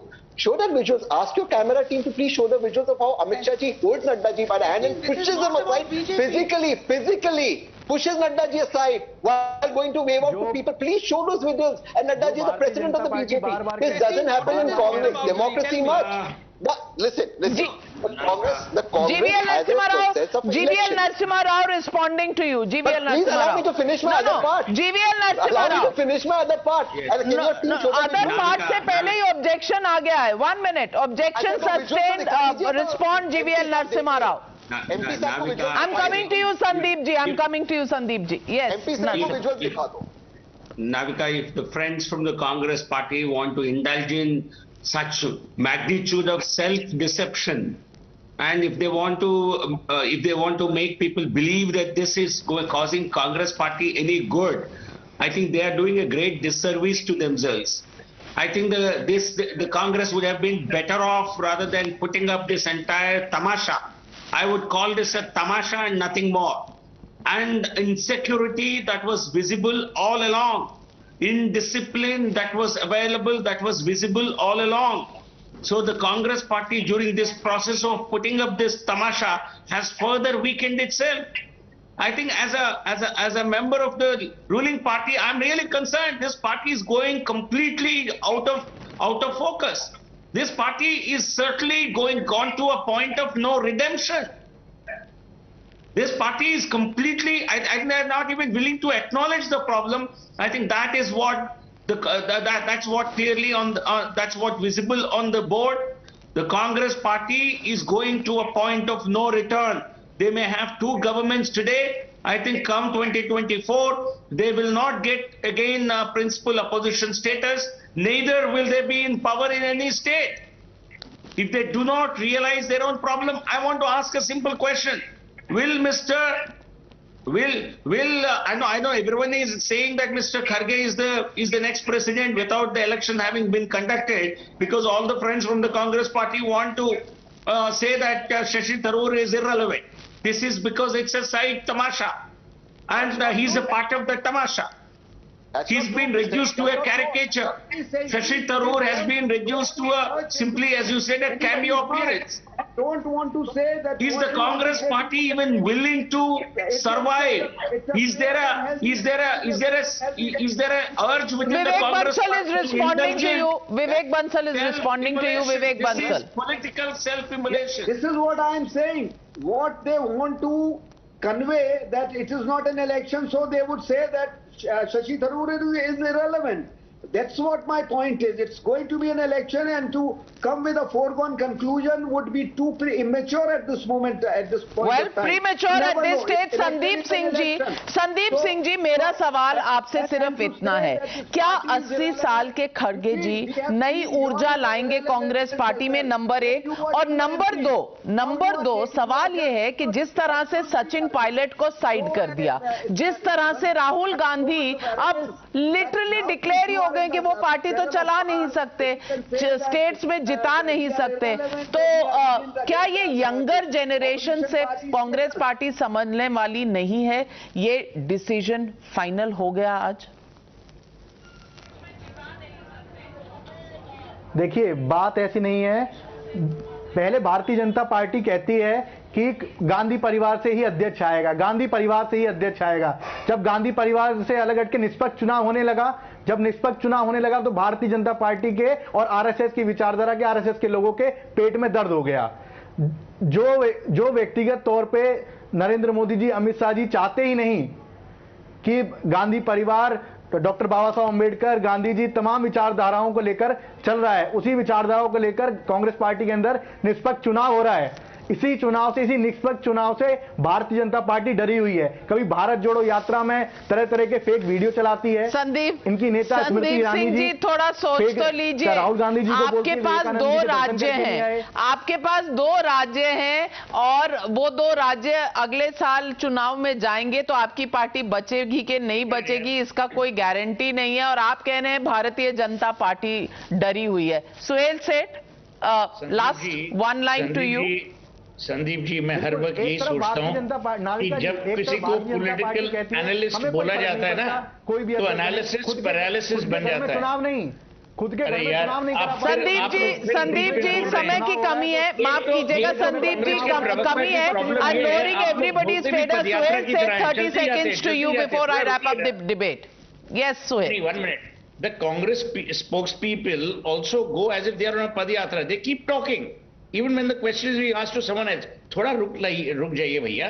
Sandeep ji, मेरा सिर्फ यही कहना है, आप BJP की चिंता मत करिए, आप कांग्रेस की चिंता करिए। कांग्रेस की प्रॉब्लम है, वो सबकी चिंता करती है, सिर्फ अपनी नहीं करती। बीजेपी अपनी चिंता अपने आप करेगी। आपने कहा निष्पक्ष चुनाव होंगे, अभी आप फिर इंटरप्ट करें। उन्होंने कहा आप निष्पक्ष चुनाव करेंगे, हमने कहा ठीक है आप करिए। आपने कहा कि गांधी परिवार का कोई नहीं होगा, ठीक है। आप चुनाव तो चुनाव की तरह करिए ना। चुनाव आप ऐसे थोड़ी कर सकते कि आपने एक आदमी की शक्ल देखी, हाँ भाई आज मंगलवार है तो गहलोत होगा, कल बुधवार है तो खड़गे होगा, कल बृहस्पतिवार है थरूर होगा। ऐसे थोड़ी चुनाव होता है। और फिर यहां तो आप करिए कि सोनिया गांधी जी चुनेंगी। अब देखिए, आप इतने युवा नेता हैं, आपको क्यों नहीं उन्होंने चुना? आपको प्रेसिडेंट बना देते। आप हिंदी भी अच्छी बोल लेते हैं। ये तो गलत बात हुई ना, उन्होंने आपको चुनना चाहिए था। Ladies and gentlemen, the Congress is celebrating the fact that they, after 22 years, are holding an election, and according to them, this is a milestone which the BJP has never gone through or achieved. Well, there are others who are saying सब कुछ हो गया बस 2 लफ्जों में. Sorry ma'am, yes ma'am. And we have a new Congress president. That's the way the country is looking at it. We'll leave it at that. Thank you very much to my panelists for joining me on debate number 1. On the other side, ladies and gentlemen, the Sabka Saath pledge taken by New India is spooking the hardliners and radical elements. A week ago, in its outreach towards minorities, RSS chief Mohan Bhagwat held meetings with intellectuals and religious leaders of the Muslim community and even visited a mosque and a madrasa.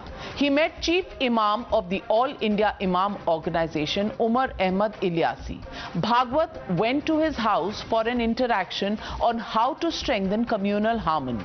After the meeting, Ilyasi hailed RSS chief as Rashtrapita, father of the nation. But soon after, Ilyasi has been receiving death threats. Listen in to this threatening tape. मैंने किसी का अपमान नहीं किया. मुझे आपसे certificate नहीं चाहिए. आप सुनो. नहीं, मेरे पीछे क्या होगी नहीं होगी, मुझे इन सब बात से डर नहीं लगता. ना मैं किसी के डर में आता हूँ, ना मुझे किसी का थ्रेट है. आप तो गुलाम हो ना. नहीं, मैं गुलाम हूँ या मैं कुछ भी हूँ. मैं आपसे डरने वाला नहीं हूँ. मुझे देश भर से कुछ भी बोलो. But Ilyasi won't cow down to threats, and that's what he stands by. ऐसे ही मैंने फोन खोला, एक इंटरनेशनल कॉल आती है मेरे पास, तो मैंने उसको उठा लिया फोन को. उन्होंने मुझसे कहा कि बदतमीजी शुरू हुई तो मुझे अंदाजा हो गया था. मैंने उनसे पूछा कि आपका नाम क्या है. उन्होंने कहा कि मेरा नाम सुहेल खान है. मैंने कहा आप कहाँ से बोल रहे हैं. कि मैं इंग्लैंड से बोल रहा हूँ. तो उन्होंने कहा कि पहली बात तो ये है कि आपने मोहन भागवत जी को इमाम हाउस में क्यों बुलाया. दूसरा, उनका था कि आपने राष्ट्रपिता और राष्ट्र ऋषि की उनको जो आपने उपाधि दी, जो आपने जो बोला, वो आपने क्यों बोला. तो मैंने उनसे कहा कि ना तो मैंने आपसे पूछ के बुलाया और ना ही मैंने आपसे पूछकर उनको कोई देना है, उनको मुझे क्या सम्मान देना है. फिर उन्होंने इस बात पर जो उन्होंने जिस तरह की जो बदतमीजी की है, जो शायद मैं आपके चैनल्स पर इसको चूंकि सार्वजनिक नहीं कर पाऊंगा, बहुत अब्ध शब्द जो नहीं कहने चाहिए वो भी उन्होंने मुझसे कहे. और जिस तरह से उन्होंने कहा कि अब आप मरोगे और अब आपको जहन्नुम में जाना होगा. You're watching the News Hour at 9, debate number 2 on Times Now, Super Prime Time. And joining Dr. Anand Ranganathan on the debate are Anirban Banerjee, political analyst, and Vakar Bhatti. And Vakar Bhatti, I want to ask you, प्यार, मोहब्बत, भाईचारा अब इस पर सरतन से जुदा हुआ करेगा क्या? ये दिन आ गए. जी, पहली बात, इलियासी जी को पीएसओ चाहिए तो मैं जरूर अमित शाह से गुजारिश करूंगा कि इनको पीएसओ भी दिया जाए और भी जो सरकारी फैसिलिटी है तो दी जाए, क्योंकि आजकल हर एक इंसान ने धंधा बना लिया है. मोबाइल पे खुद के लोगों से फोन करवाते हैं, फिर रिकॉर्डिंग करते हैं, वीडियो बनाते हैं, फिर चैनल पे चलाते हैं कि देखो जी हमें धमकी मिल गई है. अब ऐसे बंदे को कौन मारेगा? हाँ, प्रोपोगंडा. ये इलियासी का प्रोपोगंडा, क्योंकि 3-4 साल से इसको कोई छुपा हुआ था. एक बार इसने सूफीज्म का प्रोग्राम किया था, उसके बाद इसको कोई नहीं जानता था. फिर अभी आरएसएस चीफ के साथ मुलाकात किया, उसको अपना बाप बता दिया इसने. तो पता नहीं, ये तो इनकी माँ जी बता सकते हैं इनका बाप है या नहीं है, लेकिन भारत का बाप क्या भाषा इस्तेमाल कर रहे हैं, क्या भाषा? वकार भट्टी का आप माफी मांगिए, क्या भाषा है ये किस तरह की सोच है, ये किस तरह की सोच है, ये किस तरह के लफ्ज हैं, ये क्या बोल रहे हैं आप? कभी सोचा आपने बोलने से पहले किस तरह की भाषा है ये और किस तरह की आपकी सोच है? माफी मांगिए. इमाम है वो और आप उनके लिए किस कदर, और आप कहते हैं पाक नेक इरादे हैं आपके, किस तरह की भाषा इस्तेमाल कर रहे हैं? वकार भट्टी, प्लीज अपोलोजाइज, प्लीज अपोलोजाइज. दाढ़ी रखने से इमाम की आवाम को कहता हूं, मुझे लगता है आपकी आवाज ना ही सुनाई दे किसी को. इतनी नफरत भरी इतनी नफरत भरी आवाज और इतनी गंदी सोच. Anirban, I am shocked. You can have intellectual. Waqar Bhatti, just get him out of this panel. I don't want substandard people on this panel making atrocious claims and atrocious statements here. Anirban Banerjee, I want to ask you, have we lost our sense of decorum? Have we lost our courtesies just because somebody has gone out for an outreach? You know, is this the way he has to be treated? And is this the way people who meet him have to be treated? I'm just asking you, are we in a civilized society, yes or no? Yeah, I really don't agree with whoever the person that called the Imam, the Honorable Imam, and certain them. I don't agree with these things. Anybody in our country has a right to meet anyone, and it is up to Mr. Ilyasi that if he wants to call a butcher a great animal lover, that is his right. I have no problems with that. If someone believes that Adolf Hitler is the greatest peace-loving politician in the history so you're saying the RSS chief is a butcher? Are you trying to say the RSS chief is a butcher? And if you're saying that, I'm sure you have some evidence to support your statement. No, I have great respect for the RSS chief. Then why are you comparing it to a butcher if you have great respect? Is this the way they show respect, you know, on your side of the fence? No, I have very great respect for him, and I am saying that Mr. Ilyas, or for that matter anybody, has every right to call Mr. Mohan Bhagwat the father of the nation, the chief of the particular organization that was associated with the murder of the original father of the nation, Mahatma Gandhi. I have no problems with that. Anybody can call anyone anything. The first act of terrorism in independent India was the assassination of Mr. Gandhi. And the impact, the political impact of Mr. Gandhi is so much that even the Govt worshippers have to put up the garlands in his statue. Dr. Anand Ranganathan, where do they get these explanations for? First of all, with due respect to my good friend Anirban Da, he knows as much about history as Mamta Di knows about Dandiya. You know, for him saying that RSS was responsible for the murder of Gandhi is absolutely wrong and blasphemous. Number two, Navika, I deplore and condemn this execrable language being used for the Maulana. But shall I tell you the truth? The only people who are treated worse than the Hindus who support and talk to the BJP and the RSS are the Muslims who talk to the BJP and the RSS. The kind of abusive language that you know is used against Shazia Ilmi, who's a BJP spokesperson. And recently, the kind of disgusting language that has been used against, you know, a lot of other Muslims who dare to, quote unquote, dare to talk to BJP and RSS is for all to see. I'll tell you the reason why. Because in Islam, there is a concept of the shaitan. Shaitan is important. Shaitan is also stoned metaphorically and physically because shaitan has to be exhumed. And if RSS is not labeled as a shaitan, where would be that false equivalence pigeonhole come to? You would not be able to draw an equivalence with ISIS or with Al-Qaeda. So RSS is important, and any Muslim who talks to the RSS is immediately considered an apostate. But let me now very briefly, Naika, 1 minute, come to the issue. I have myself personally disagreed with Mr. Mohan Bhagwat when he talked about his conciliatory terms, un-Ambedkar-like conciliatory terms that says Muslims and Hindus have the same DNA. Do you know Mr. Rahmani, who was the part of SDPI and who led to all those things that happened with Nupur? His grandfather was a Jain. Do you know Allama Iqbal, who was virulently anti-Hindu and Hindu-phobic and anti-India? His grandfather was a Kashmiri Hindu Pandit.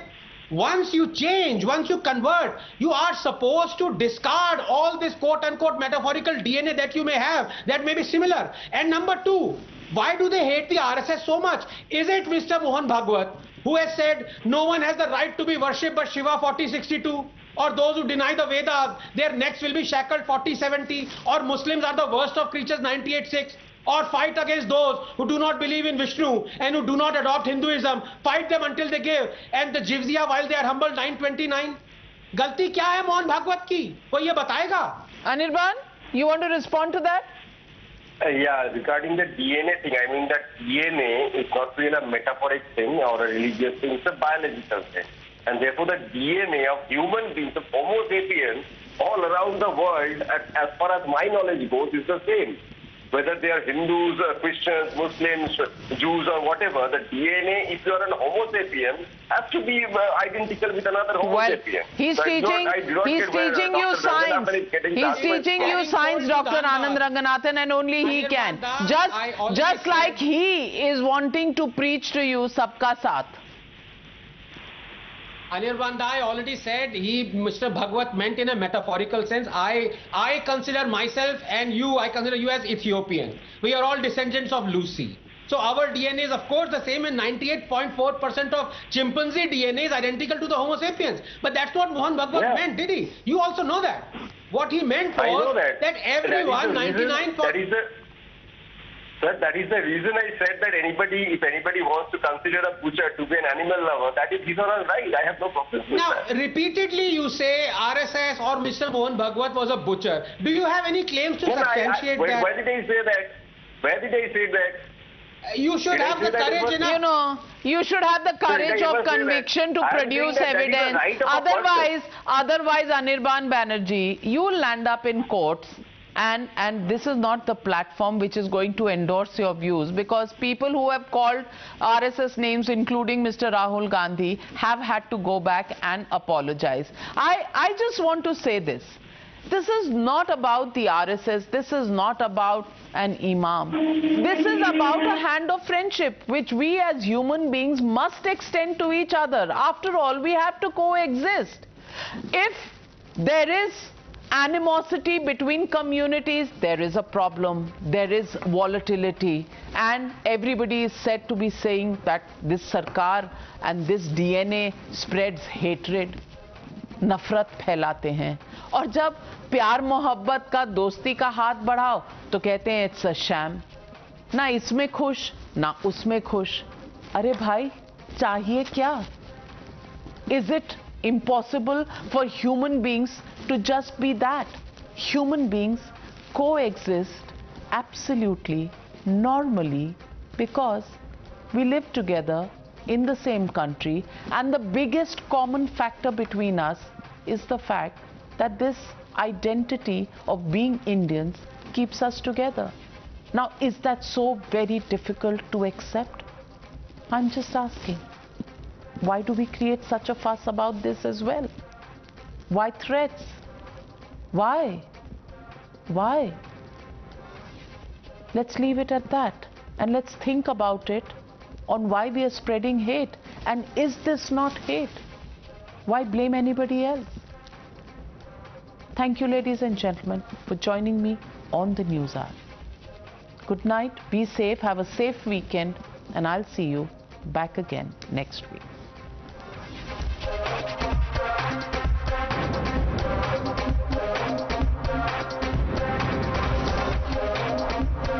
You were watching the News Hour at 9. Stay tuned.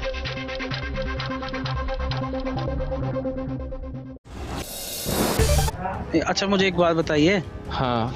जब आपने मेरे को रात को phone किया था कि इनको ले जाओ, है ना, कहीं और जॉब ढूंढो, तो उसके बाद से उनका फोन बंद क्यों हुआ है? मेरे को ये समझ नहीं आ रहा.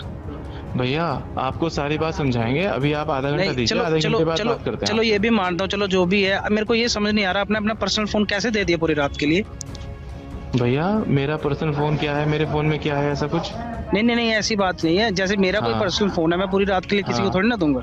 हो सकता है कि शायद आपके पर्सनल फोन में कुछ ऐसी चीजें रहती हो कि आप किसी को नहीं दे सकते हो. नहीं, जो मर्जी हो, मगर पर्सनल फोन है ना, बंदा कहीं पे भी फोन कर सकता है. और दूसरी बात क्या है ना, ऐसा है, देखिए मैं अभी यहाँ बैठा हुआ हूँ, मैं आपको भी आधे घंटे में बात करता हूँ. देखो, जो मर्जी हो, रिस्पॉन्सिबिलिटी आपकी, आपको ढूंढना पड़ेगा, जो मर्जी हो. भाई साहब वही कर रहे हैं, और आप ना हमारी रिस्पॉन्सिबिलिटी मत समझाइए पुष्प, समझ रहे हैं आप? देखिए, मैं आपको समझा नहीं रहा हूँ, मैं आपको याद दिला रहा हूँ. बस आपको याद दिलाने की जरूरत नहीं है, हम जानते हैं हम कितने रिस्पॉन्सिबल हैं. हाँ, बिल्कुल, आप ढूंढिए.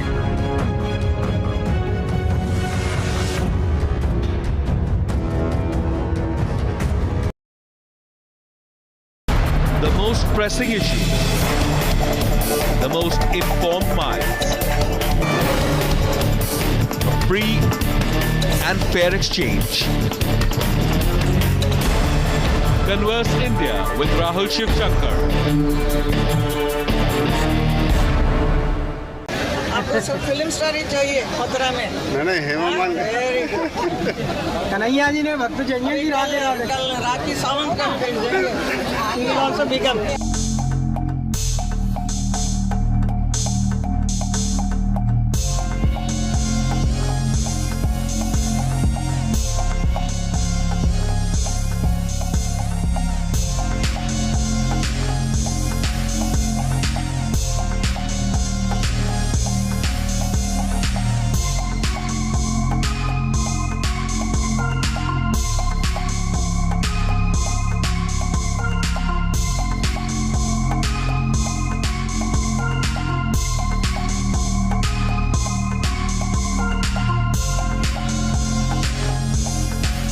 मथुरा के जो सांसद बनना चाहेंगे उसको तो आप बनने नहीं देंगे। आप दिमाग में सबको ऐसा डाल के रखेंगे फिल्म स्टार ही बनेगा। आपको सब फिल्म स्टार ही चाहिए मथुरा में। नहीं हेमा मालिनी कन्हैया जी ने भक्त जंगल जी कल राखी सावंत का देंगे। He will also become.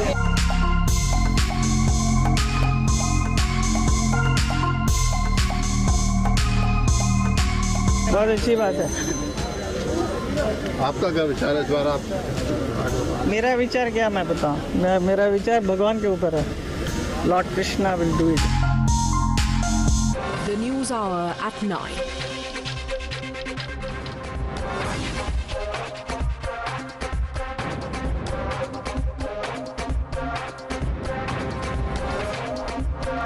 You were watching the News Hour at 9. Stay tuned.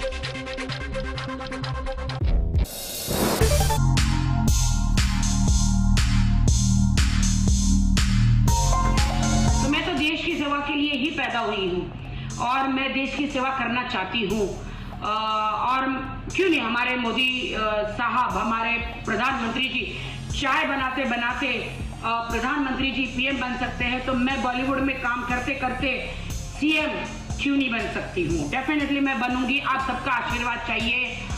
तो 2024 में अब आप मुझे चुनाव लड़ते हुए देखेंगे। किसके अपोजिट ये सरप्राइज है।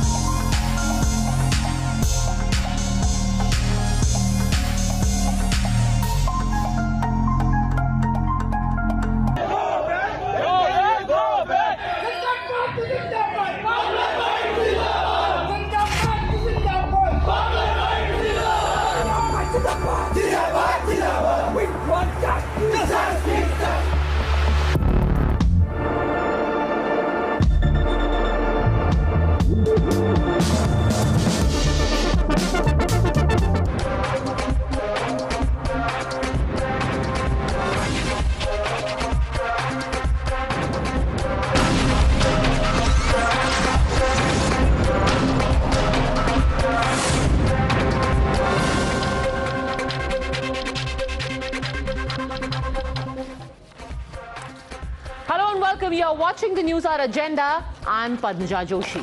Today, the Congress got its new president.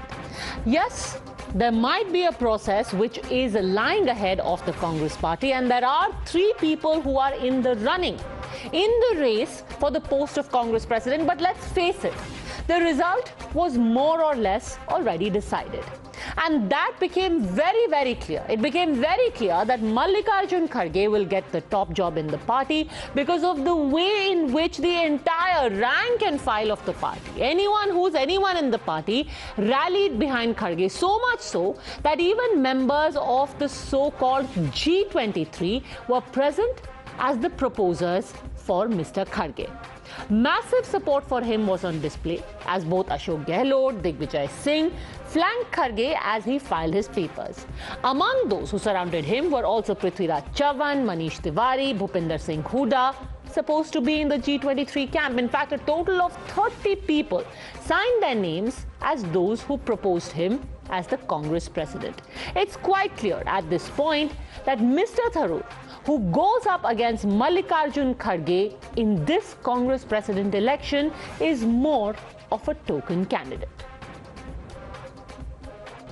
मैं यही अपील करूंगा सारे हमारे डेलीगेट्स जो वोटर्स हैं वो मेरे पक्ष में ज़्यादा से ज़्यादा बहुमत बनाकर मुझे जिताएंगे ये आशा करता हूं।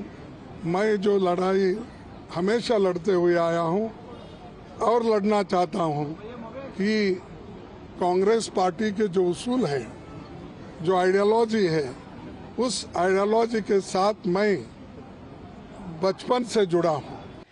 Now, these developments make the other contender, Shashi Tharoor, more or less of a lone ranger. Remember, Shashi Tharoor was the first one to announce that he will be filing his nomination. However, with the entire Congress party throwing its weight behind the man who clearly is the choice of the High Command, Tharoor is more about making a statement than getting the post.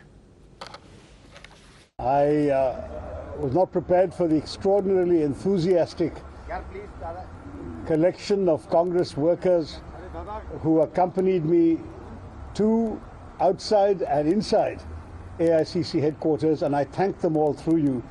I am guided by the lakhs, crores of party workers throughout the country who have taken this Congress party through good times and bad, and who are once again hoping for a renewed vigor and dynamism and energy in the Congress party.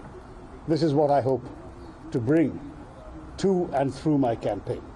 By the way, it must be said that the Gandhis were at pains to distance themselves from all the candidates. They were not present at the nomination for either one, want to be seen as neutral and to say that this is a fair and free election uninfluenced by the Gandhi family. However, with the developments since morning signaling that Kharge is the clear choice for the Congress High Command, is there really even a fight on the papers? But even if Mr. Kharge does get the position, will he enjoy any kind of authority? Remember, this is only a battle that has been won by the Congress party. They have a bigger war at hand with the Rajasthan rumble that they have on their hands, the brewing fight between Ashok Gehlot and Sachin Pilot.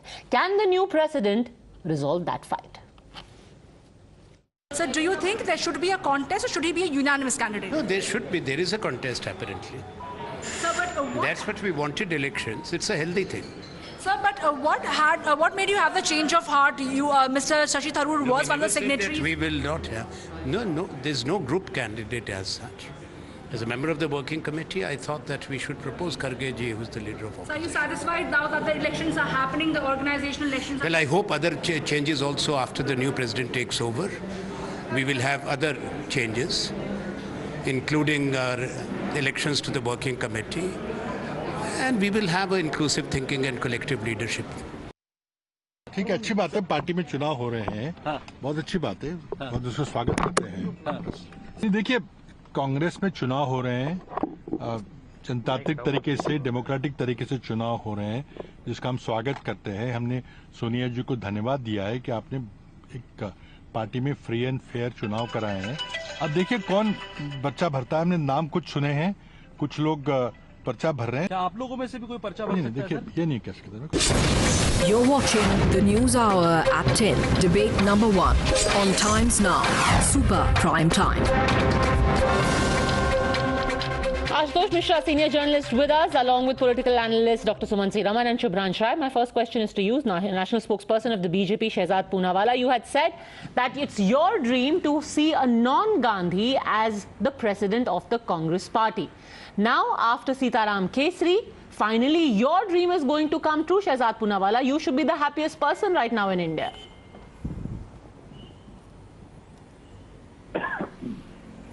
Padmaja, I said non-Gandhi, non-dynasty controlled, non-remote controlled president. This is the most remote controlled president they could have found. Imagine, a few days ago, Ashok Gehlot was tipped as the president of the party. In fact, one of their spokespersons, Gaurav Vallabh, even expounded the qualities of Ashok Gehlot. और फिर परिवार गुस्ताख के परिवार की ऐसी सजा कि अशोक गहलोत हुए अध्यक्षता से जुदा और वो बाहर हो गए और अब आ गए मल्लिकार्जुन खड़गे. अब मल्लिकार्जुन खड़गे के लिए look at the double standards. For Mr. Gehlot, they were saying have the CLP even before he filed his nomination and remove him from the CM's post. Mr. Mallikarjun Kharge, as we speak, is still the LOP of Rajya Sabha. भाई वहां पे 1% 1 post का क्या हो गया? अच्छा, secondly, Mr. Chidambaram said whoever may be the president, the preeminent position is of the Gandhi family. That means in effect he will be the Manmohan Singh and the power without accountability will be of the Gandhi family. Thirdly, Mr. Muralidharan said that only the person Nehru Gandhi family supports will become the president. Fourthly, today Jairam Ramesh has said everything else is a sideshow in the Congress, including the presidential or so-called presidential elections. What is happening main in the Congress is the Bharat Jodo Yatra of one ordinary MP. Do you need any more proof after this? And Mr. Digvijay Singh also has said, by the way, in his bite today, that whoever becomes the president will have to take the Ashirwad of the Congress Gandhi family, of the Gandhi family, and then proceed. So after this, is there any more proof left that this is nothing but not the next president of the Congress, but the next remote control? They could have very well found Mr. Manmohan Singh to become the remote control. Okay, Shubhran Rai, why go through the entire process? ये तो पहले से ही लिखा हुआ था कि क्या होना है.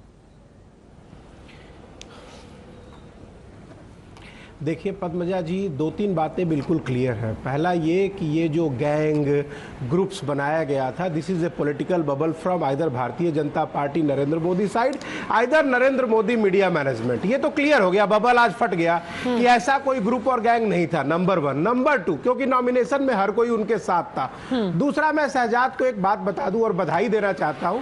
शहजाद, आपका सपना जिंदगी भर सपना ही रह जाएगा. भारतीय जनता पार्टी में भी कोई शहजाद जैसा नाम और व्यक्ति अध्यक्ष नहीं होगा. तो आप 2nd, 3rd, 4th, 5th line में रहिए. आपको बहुत बहुत बधाई और बहुत बहुत शुभकामनाएं. लोकतांत्रिक तरीका और प्रोसेस यही होता है. कोई चुनाव लड़ता है. एक और बात, वहां 4 सेट नहीं 80 लोग प्रपोजर थे, 8 अलग अलग सेट. उसमें चाहे आपके multiple of leaders, multiple of normal delegates, वो डेलीगेट्स जो एक वक्त में शहजाद हुआ करते थे, इत्तेफाक से आज मैं भी हूं, इस तरह के 80 प्रपोजर थे. सो इंपॉर्टेंट ये नहीं है. इंपॉर्टेंट ये है कि चुनाव हो रहा है, खुले विचार से हो रहा है. 3 प्रत्याशी हैं, मिस्टर थरूर, मिस्टर मल्लिकार्जुन खड़गे और मिस्टर CL त्रिपाठी. सो मुद्दे की बात यह है कि आप इंतजार करिए, बहुत अच्छा आपको रिजल्ट मिलेगा. और इसके बाद एक और बात मैं शहजाद जी आपके माध्यम से नरेंद्र मोदी साहब को कहना चाहता हूं. यह वक्त आ गया है कि फकीर को अपना झोला समेट लेना चाहिए, क्योंकि दक्षिण से आंधी चल चुकी है और उत्तर में आपको उखाड़ फेंकेगी. आप अपने सपने देखना बंद करिए, इंतजार करिए. भारत जोड़ो यात्रा ना हिंदुस्तान के लोग कर रहे हैं, बेरोजगारी के खिलाफ, भ्रष्टाचार के खिलाफ. कौन है ये आंधी जो कि दक्षिण से चल रही है? मैंने कहा, मैंने आपको एक सुन तो लीजिए. मैंने आप इसी कह रहा हूं कि भारत जोड़ो यात्रा कन्याकुमारी से कश्मीर जा रही है. अगर ध्यान से उसको सब लोग देखने की कोशिश करें तो अब फकीर के अरे मैडम प्लीज बोलने दे. पद्मजा जी प्लीज बात तो पूरा करने दीजिए, बीच में आप मत करिए. ऐसा है कि फकीर को झोला उठा के जाने का वक्त आ गया है. अपनी पसंद का चौराहा वो स्वयं चुन ले. आंधी दक्षिण से चली है, उत्तर तक जा रही है. अब आपकी विदाई का वक्त आ गया है. निश्चित रहिए, आज जबकि कांग्रेस प्रेसिडेंट की बात हो रही है, आप उनको इतना तो डिग्निटी दीजिए कि आप आज के दिन मल्लिकार्जुन खड़गे जी की बात कर लीजिए या शशि थरूर जी की बात कर लीजिए। आप उनकी स्टोरी में भी राहुल गांधी जी को बीच में ले आए, शहजाद पूनावाला। आज तो मल्लिकार्जुन खड़गे जी को स्पॉटलाइट थोड़ा सा हॉक कर लेने दीजिए। दक्षिण से उत्तर का मल्लिकार्जुन, उसमें भी आपने राहुल जी को दक्षिण की आंधी बोल दिया। चलिए शहजाद पूनावाला जी, नहीं आपने ऐसा जोड़ा, मैंने नहीं कहा। समाज के जो चौथे देखिए विडंबना की बात देखिए पद्मजा, अभी तो तथाकथित चुनाव होना है पर मोदी जी वंचित करने की कोशिश कर रहे हैं। ठीक है, मैं अपनी बात रख सकता हूँ पद्मजा? एक तो एको भी हो रहा है, प्लीज मैं अपनी बात रख लूं। पद्मजा देखिए विडंबना की बात देखिए, अभी तो ये तथाकथित चुनाव की प्रक्रिया अभी पूर्ण नहीं हुई है, पर पहले से ही खड़गे जी जीतने वाले हैं, ये आउटकम फिक्स्ड है। तो ये चुनाव है या ये सिलेक्शन है, ये ताजपोशी है दरबारी की, ये खुद ही तय करे। अब देखिए भारतीय जनता पार्टी में पिछले 24 वर्ष में 9 बार चुनाव हुए हैं और 9 बार अध्यक्ष चुने गए, जेपी नड्डा जी से लेकर जनकृष्ण मूर्ति तक। और जेपी नड्डा जी का भी चुनाव 2020 में हुआ था, उससे पहले भी चुनाव हुए थे। पर आप मुझे बता दीजिए पिछले 24 वर्ष में 2 लोगों को छोड़कर कौन अध्यक्ष बना? राहुल गांधी और सोनिया गांधी बस। और अब जो उनका मनचाहा दरबारी है वो चुनाव के रूप में जो चयन है वो किया जा रहा है और वो आ रहा है अध्यक्ष के रूप में। पर मैं आपसे 1-2 सवाल पूछता हूं, बताइए मुझे, पिछली बार जो तथाकथित चुनाव हुआ था कांग्रेस में, जितेंद्र प्रसाद का हुआ था। जितेंद्र प्रसाद ने खुद इंटरव्यू में कहा था कि वो एक फिक्स्ड मैच था। अच्छा चलिए बताइए कि जो चुनाव जो जीत कर आई क्या सोनिया गांधी सीताराम केसी के खिलाफ? सीताराम केसी जो कि एक पिछड़ी जाति के व्यक्ति थे, जिनको अध्यक्ष कांग्रेस ने बनाया था, उनकी धोती कुर्ता टोपी वोपी फाड़ कर, उनका नेम प्लेट हटाकर, उनको लात मार के वहां से सोनिया जी बैठ गई गद्दी पर। कौन सा चुनाव लड़कर बैठी थी भैया बताइए? और चलिए आप अपने आंतरिक लोकतंत्र की बात कर रहे हैं ना, मेरे संविधान में, बीजेपी के संविधान में आर्टिकल 19 के तहत चुनाव होते हैं। आपके आर्टिकल 19 के तहत कांग्रेस के संविधान में डेलीगेट्स की तो बात छोड़ दीजिए, सीडब्ल्यूसी के 12 सदस्य चुन के आने होते हैं। आप मुझे 12 के नहीं 5 के नाम बता दीजिए जिनको चुनकर आपने सीडब्ल्यूसी में रखा है। अरे भाई ऐसा है कि अगले रिमोट कंट्रोल की खोज में आपको मल्लिकार्जुन खड़गे मिल गए, अच्छी बात है। एलओपी से तो उनका इस्तीफा अभी तक लिया नहीं है। अलग अलग स्टैंडर्ड रखे थे अशोक गहलोत और मल्लिकार्जुन खड़गे के लिए। आज मल्लिकार्जुन खड़गे गए तो ऑफिशियल कैंडिडेट के रूप में गए और शशि थरूर जी जो गए वो अकेले अकेले गए। तो इसी से पता चलता है कि ये फिक्स्ड मैच है, पहले से ही फिक्स था। और आज आपकी केवल ये उपलब्धि है कि कोई परिवारवादी नहीं तो कोई दरबारी पकड़ लिया। But let me ask you this, Shehzad Poonawalla. Fine, you know you are absolutely right in saying that this was a fixed match. But let me ask you this. No, hold on. Let me ask you this. When it came to एक second. When it came to appointing the Chief Minister of Uttarakhand, was there a meeting of the CLP? Did the MLAs get together and decide कि नहीं त्रिवेंद्र रावत जी नहीं पुष्कर धामी बनेंगे? When it came to replacing the Chief Minister of Tripura, did the CLP have a meeting of BJP MLAs and say कि भाई बिप्लब देब को हटाइए और किसी और को बनाइए? वहां पे भी तो फिक्स्ड मैच ही था ना, वहां पे हाई कमांड से ऑर्डर आया और मुख्यमंत्री चेंज हो गया।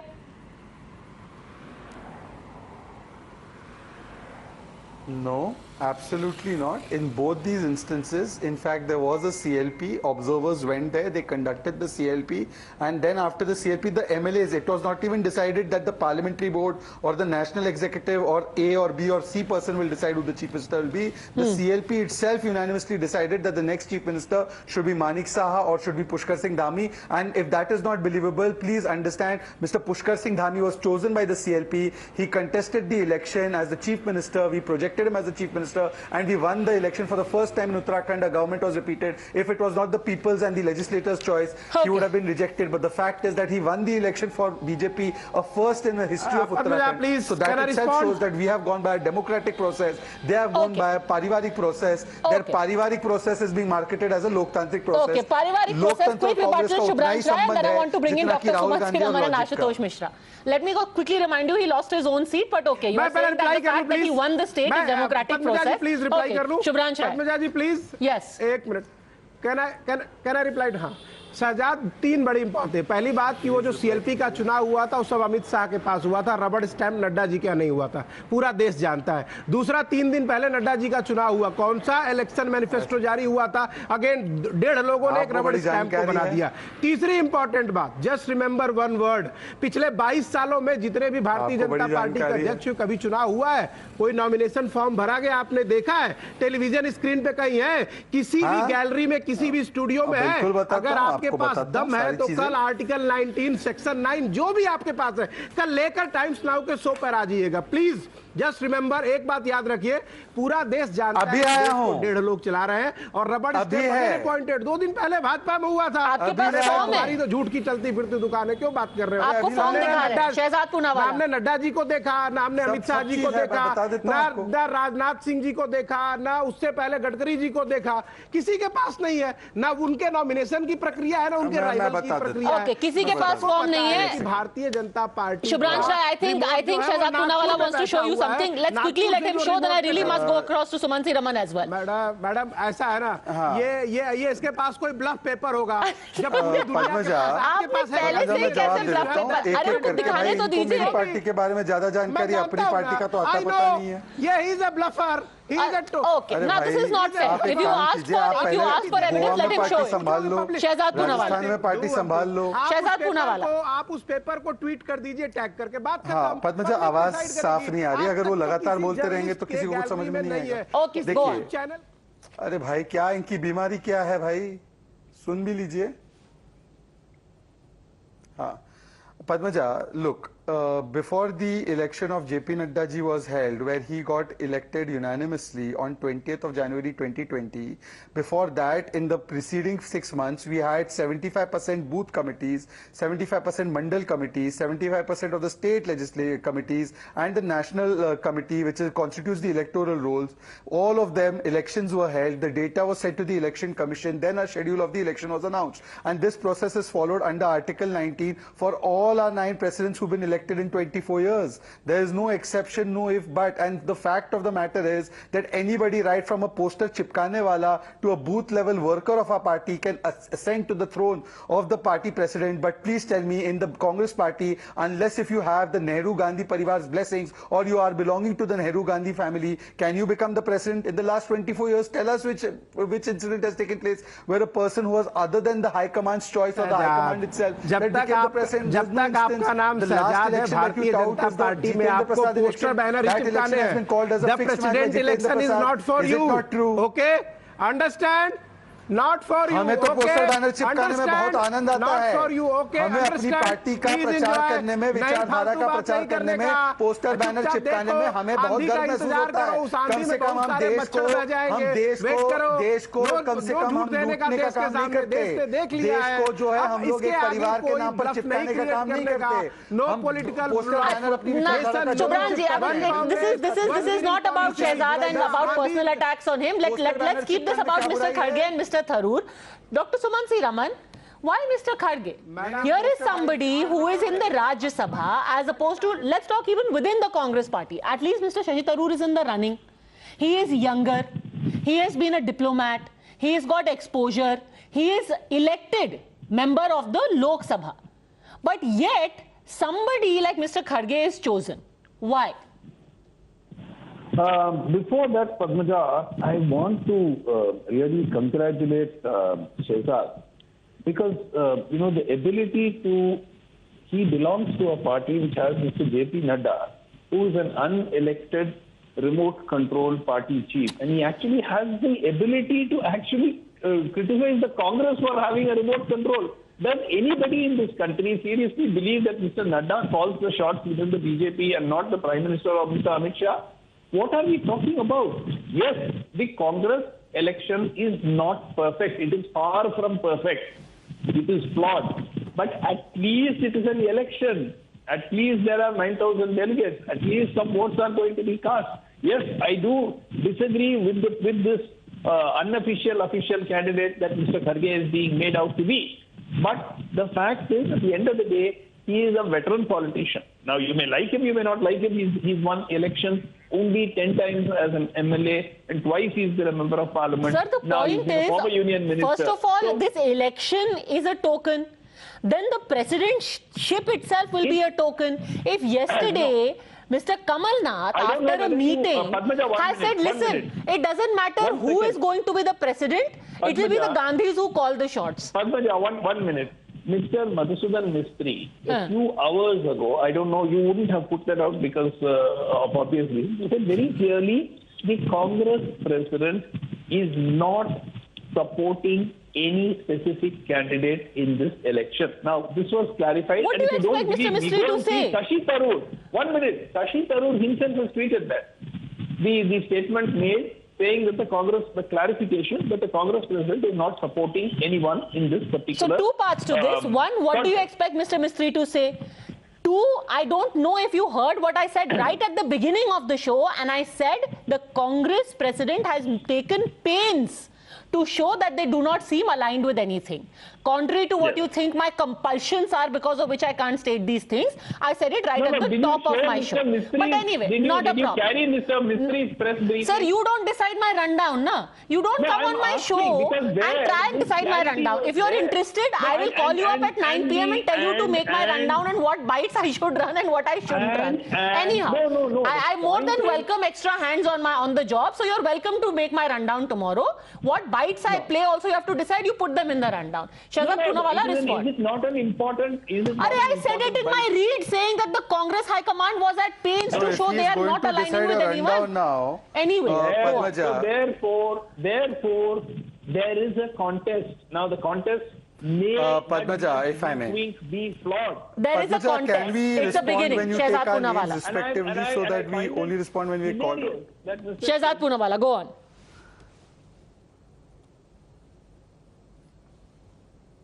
Padmaja, if he is going to start deciding your rundown from tomorrow, I propose he includes the bite of Mr. Chidambaram, his good friend, who said Congress president or not, Rahul will have a preeminent place in the party.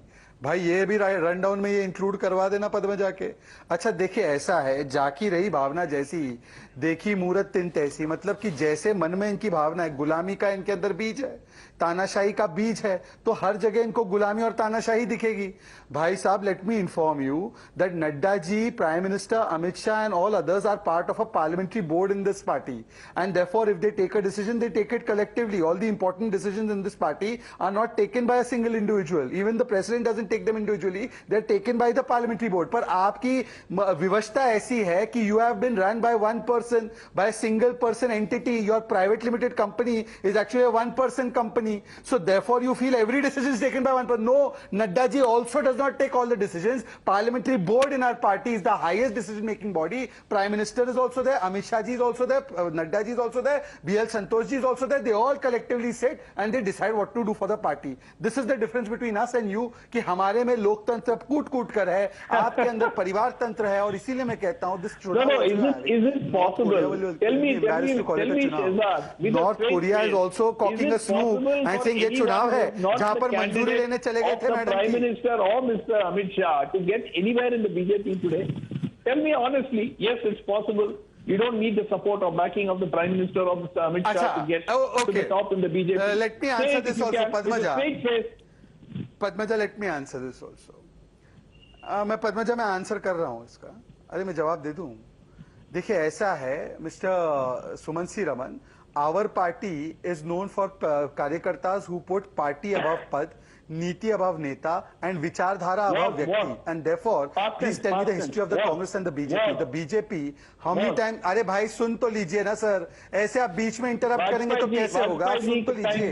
Have some patience और have some decency and decorum sir. अरे वाजपेयी जी सबके time में बता रहा हूं, आप बताइए ना Congress party, how many times it has split and broken into pieces? 70 times in 70 years, right from JB Kripalani, Rajagopalachari, Devaraj Urs, whether it's mister Kamaraj, whether it is Congress O, Congress S, then whether it is Antony, Pranab Mukherjee, Mamata Banerjee, Jagan Reddy, और even if you see the Muftis, तो Congress has split every time because it has split because it is a party for पद, not for विचारधारा। And in our party, please tell me how many of the presidents that you are saying are disgruntled, they've been removed, they've been taken out, how many of them broke the party and went away?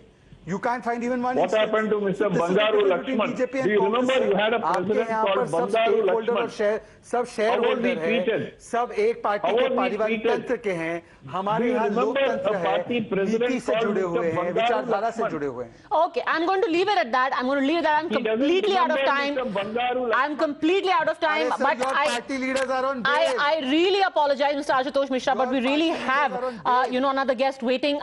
Sincere apologies for that. But I suspect this is going to be a long drawn affair because now the scrutiny is going to take place, and then when the eventual election and how much authority the president really has at that point, that also is going to be a big news story we'll keep track of. For the time being, thank you very much, gentlemen, for joining me.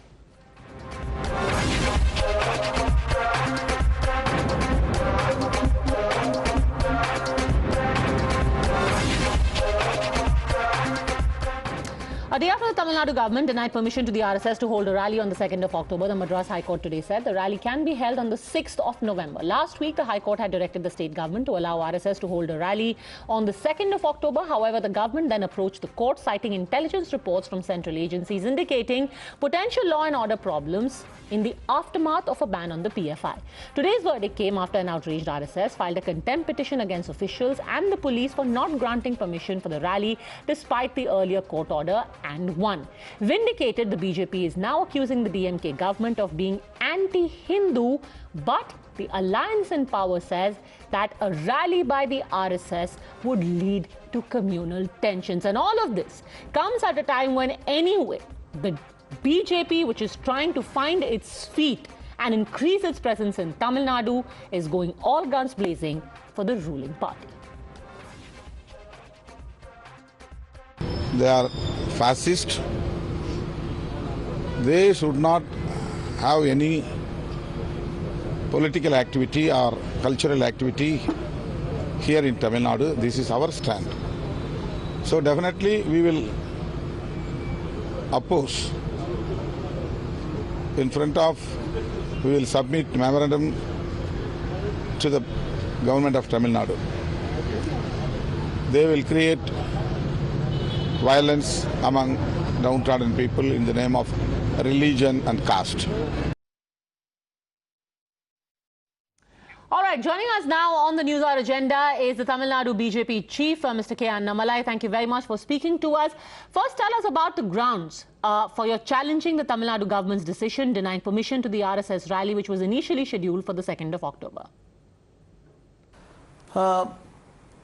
The RSS organization and one of their office bearer has gone to the court filing a contempt petition. It's a very clear-cut case. In a state like Tamil Nadu, it's very surprising for the Tamil Nadu police to tell, we can't maintain law and order, we are sorry, so we are not going to give you a permission on October 2nd, which is very ridiculous. And the examples they have given is that PFI is banned recently, so this will create trouble, and all those things the Tamil Nadu police have given in their rejection letter.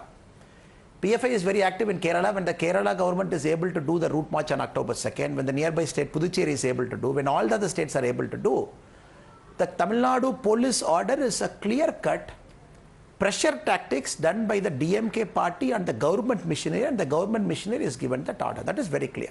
This is despite the Chennai High Court directing the Tamil Nadu government a week back to give permission on October 2nd. So we have to look at it in that context. I think there is a merit in the contempt petition, and the explanation given by the Tamil Nadu police for rejecting that permission is nonsensical.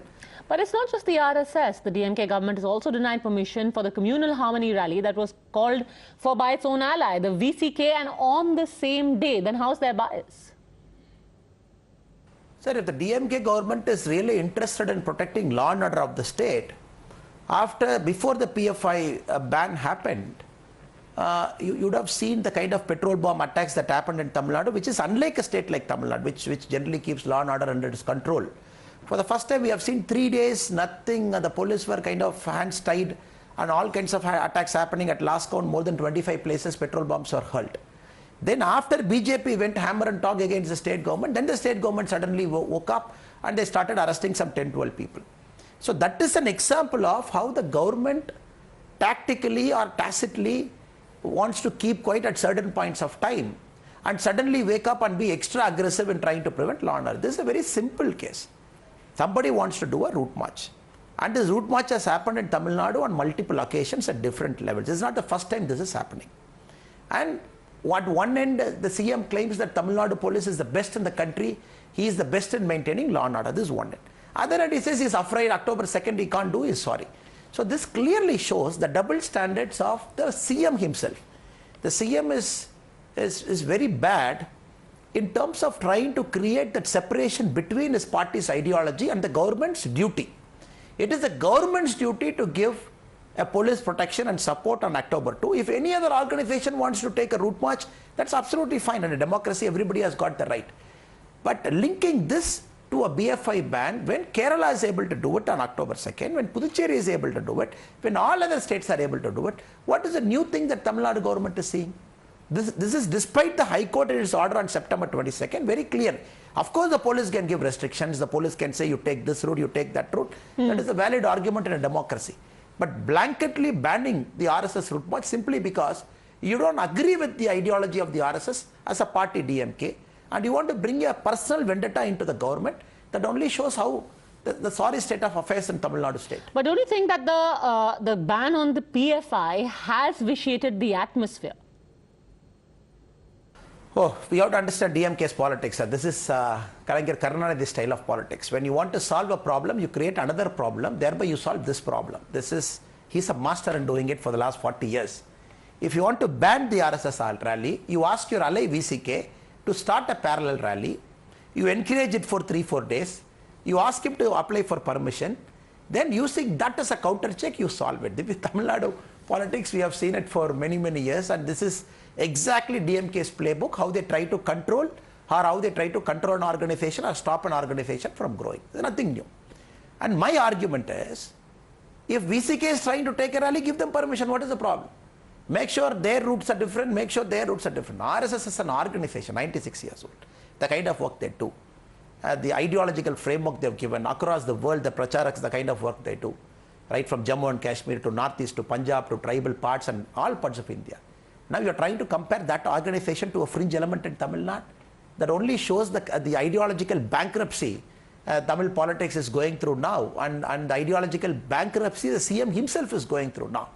You want to take a small organization like VCK, which has got a negligible presence in some parts of Tamil Nadu, and then you want to equate that to RSS, and you want to say both are same, both are trying to ask permission on the same day, PFI ban has happened, I am going to do it. We all know the backstory behind it.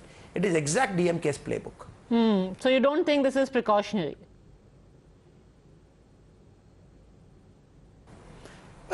Nobody would agree to the word that it is a precautionary measure, because it's very clear that Vijayadashami, everybody knows RSS is supposed to conduct a route march, and the date was also decided in consultation with the High Court. High Court has given that date. That is number one. And at other end, Tamil Nadu has never seen any kind of clash with respect to RSS. Whatever RSS does, it's a pakka disciplined organization. They do it with a lot of grace and with a lot of discipline. So nothing goes out of hand. Tamil Nadu has seen multiple processions at different points of time. And this procession is mainly for the 75 years of India's independence, to honor Dr. B.R. Ambedkar ji and to celebrate Vijayadashami. So the point is very clear. Now, you tell me, sir, is there only in Tamil Nadu there is a PFI problem? And even for PFI, when the ban happened, M.K. Stalin ji, he prided himself on the fact he is the best chief minister in controlling law and order. If you have to show that you are the best chief minister in maintaining law and order, you make sure you allow things to happen, you allow police to function, then you show that you are maintaining good in law and order. You don't create one of your ally to create a mischief, you don't ask him to conduct a parallel political event, then you make that as a ruse to deny it to RSS. So then nobody will accept. If it is a precautionary political event, so last 10 years when DMK was doing n number of nonsensical rally, nonsensical things, every second day they were on the road protesting against the central government, releasing black balloons, asking Prime Minister not to come to Tamil Nadu, going and completely blocking the road. When they were doing all kinds of nonsensical things for 10 years, don't they think it is part of democracy? They were claiming it is part of democracy right. The same ADMK government could have banned everything because we are fearing a law and order. ADMK cadres and DMK cadres might get into an attack. Why should we give permission? Then also we could always claim it's a precautionary argument. So that argument will fall flat. So here it is the personal vendetta of the CM Stalin, personal vendetta of the DMK party that is at play, and they are using the Karunanidhi's textbook model of creating another issue and using that as a ruse to ban this route march, sir. But a week ago, you had said that it is the PFI which is carrying out repeated petrol bomb attacks, especially on the RSS. Given that background, aren't things particularly sensitive? It would literally be asking for violence if an RSS march is taken out just weeks after such petrol bomb attacks have taken place, wouldn't it? Sir, one thing we have to understand that the PFI bomb attack is an absolute failure of the state government and the police department in acting. For a full 48 hours, it was like an open playground for anybody to come, park a bike, throw a petrol bomb and go. No patrol vehicle, not even a single police on the road, not even the protectees given adequate cover, not even the vulnerable areas properly patrolled. That is a clear-cut failure. The CM for a full 48 hours in Tamil Nadu, it was like a playground for anybody to come in a two-wheeler, do it and go. So that is because, again, as I wanted to emphasize this point, madam, because many a times in Tamil Nadu we see the Honorable Chief Minister bringing his personal vendetta into his public affair. This is a very sorry state. And that is why I was forced to write to the Home Minister, Honorable Home Minister, to list out this, and the police is not acting. In the points we have mentioned, whatever we have mentioned, then the state government is doing. Then we said do preventive arrest. They did preventive arrest next day. We said use NSA. Then they started using NSA next day. We said give protective cover to all the sensitive and the vulnerable people. Then they started doing it next day. It only shows the ideological bankruptcy and the personal vendetta that they are bringing. So equating that letter to stopping RSS from doing it on October 2nd, I don't think it is comparing an apple to an orange. So this route march, which was happening for a long time, banning it only shows the fear Sri M.K. Stalinji has got on himself. The people have lost trust on the government. RSS 100% is gaining ground in Tamil Nadu in a big way. And more importantly, BJP as a party is gaining ground. And more importantly, people are buying into this ideology, or people are basically trying to understand, okay, till now, whatever lies they have told about BJP and RSS is actually a lie, which is not true. So people are getting this clarity. Banning clearly shows that CM Stalin is afraid of the march happening. If he thinks that RSS is a small organization or BJP is a negligible party, then why every day he has to use the BJP word from morning till evening at least 5-6 times, madam? Speaking of marches, Mr. Rahul Gandhi is in your neck of the woods. He's just completed his yatra in Tamil Nadu, in Kerala. Now he's in a state where you served in Karnataka. Do you see the impact of the days that he has spent in your neighborhood? And is the Congress going to be helped, going to be re-energized in the lead up to 2024 with Bharat Jodo? So my humble suggestion, I don't want to comment against the leader who's trying to walk from Kashmir to Kanyakumari, and he has started in the rivers from Kanyakumari, is going all the way to Kashmir. He has done 2 states now, entering into a 3rd state. I don't want to make a personal comment on Rahul Gandhi ji and the way he's walking. But as a political comment, we all know, for any campaign to succeed, the campaign should actually sync with people's mind. That's a bare minimum for a campaign to succeed. For a lot of people believe, no, I do hard work, I walk this many kilometers, so people will feel emotional, people will connect to me. That's a very wrong argument. So in the basic argument of this campaign itself is false. Itself is not syncing with people's mind. Bharat Jodo Yatra. For the first time, when Kashmir is united to India properly after 370 has taken out, the whole of Northeast believes it is completely integrated with India. The Punjab problem is completely solved. And there is no Naxal problem in the country. There is no bomb blast in the country. There is no communal divide. When all those things, first time you see Bharat as a nation. And everybody is visibly seeing. For the first time, a Tamil Nadu guy is going all the way to Kashmir for a holiday. We are seeing it. People have never gone. 1989, 1991, bomb blast, I'm not going. So I'm talking of 2 extreme ends, Tamil Nadu and Kashmir. First time we believe we are integrated together. And first time a Tamil guy going to Varanasi and being fully there, it is connected. One is the physical, the second is the infrastructure. We all are connected by planes, by roads and everything. So first time India is more integrated than ever in our history. We are more integrated now in our large history. Integration is not in terms of landmass, but in terms of people going to a different culture. A Tamil like me going to UP, going to Lucknow, seeing them and getting connected as we are Indian. This is happening now. The next, the government itself lifting millions of people out of poverty. The rate of extreme poverty is less than 1%, as IMF has said. People the schemes reaching everywhere, lifting people from their income limit to 1 level up, 2 level up. When everything is happening, when India feels more united than ever, Then you say Bharat Jodo. Nobody would believe. So I personally believe Rahulji's Padayatra would just be a walkathon. He can just walk from here to there and good luck. But any political message he wants to give, it is not going to happen. And second, look at the Congress party, sir. Complete disarray. When one person is trying to walk and say something, the party mechanism, the party organization, there is a crisis in Rajasthan. Then a person wants to contest for Congress president. Suddenly today morning he says, I am not contesting, this person will contest. When all this drama is happening. And Rahul Gandhi ji also, the arguments he makes in Tamil Nadu is completely different in Kerala. And the argument he makes in Kerala is completely different in Karnataka today. When there is no coherent thing, I don't think it is going to be a success. Forget about the fact. This is going to be just a walkathon from Kanyakumari till Kashmir. Nothing more than that I'm seeing, ma'am. Okay. We'll leave it at that. Thank you very much, Mr. Annamalai, for having joined us. Thanks very much, viewers, for having tuned in. I'll see you again at the same time Monday. Thanks for watching.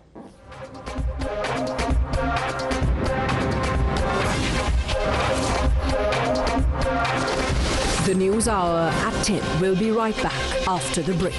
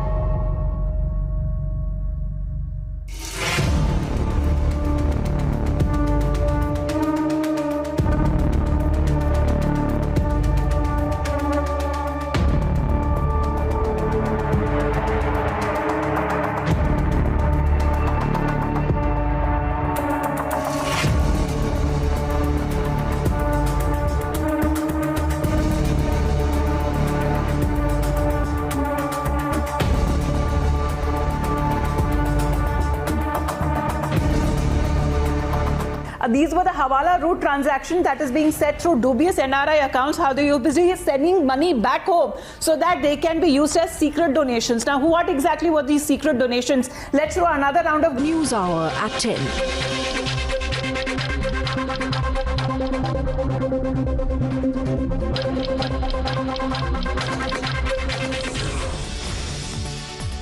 PM Modi will launch 5G services on 1st October at Pragati Maidan in the national capital. 5G technology will provide with seamless coverage, high data rate and highly reliable communications. Lieutenant General Anil Chauhan took charge as India's Chief of Defence Staff today. He received the Guard of Honour at the South Block, Delhi. In his first speech as CDS, he expressed gratitude to the forces and promised to fulfill the expectations and tackle all challenges, difficulties together. Uttarakhand Chief Minister Pushkar Singh Dhami met the kin of a 19-year-old receptionist who was allegedly killed by the son of a now expelled BJP leader. Kankolim MLA Yuri Alemao became the new leader of opposition in the Goa Assembly today after Assembly Speaker Ramesh Tawadkar recognized him for the post. Delhi's Saket Court has granted bail to Sharjeel Imam in a case lodged against him for allegedly making inflammatory speeches at Jamia during anti-CAA NRC protest in 2019. The News Hour at 10 will be right back after the break. Graphics tell you exactly how this modus operandi also worked. This is when it comes to the PFI functionaries there, how they were based abroad, how exactly when it comes to their Hawala transactions and routes, how the money was misused and how it was brought back home in a way to use it as a hate propaganda against the vulnerable youth. We have also seen that when it comes to the indoctrination, several incriminating materials that has also been recovered.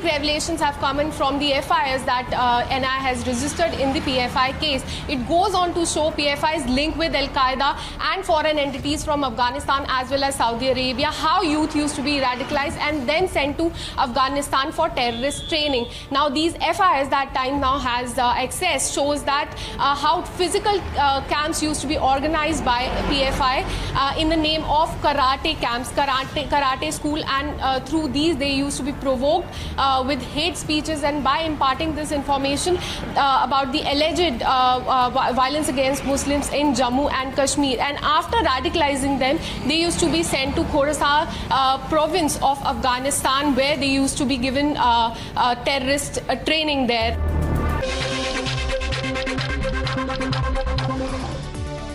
Supreme Court has issued a notice on petition filed by AIMIM Chief Asaduddin Owaisi challenging the order of Allahabad High Court granting bail to 2 persons accused of firing at his vehicle on February 3 earlier this year. Supreme Court extends interim protection to TMC MLA Manik Bhattacharya in connection with the alleged irregularities in primary teachers' appointment till further order. SC reserves order on Bhattacharya's plea seeking relief. President Draupadi Murmu awarded Asha Parekh with Dada Saheb Phalke Award at Vigyan Bhavan in New Delhi. Odisha Chief Minister and BJP President Naveen Patnaik readies party workers for a statewide Padyatra. Addressing the 2-day preparatory meeting, he said that the party's annual month-long Jan Sampark Padyatra will begin on Gandhi Jayanti. Vanaluma, who is presently the ambassador of India to the Slovak Republic, has now been appointed as the next ambassador of India to Colombia.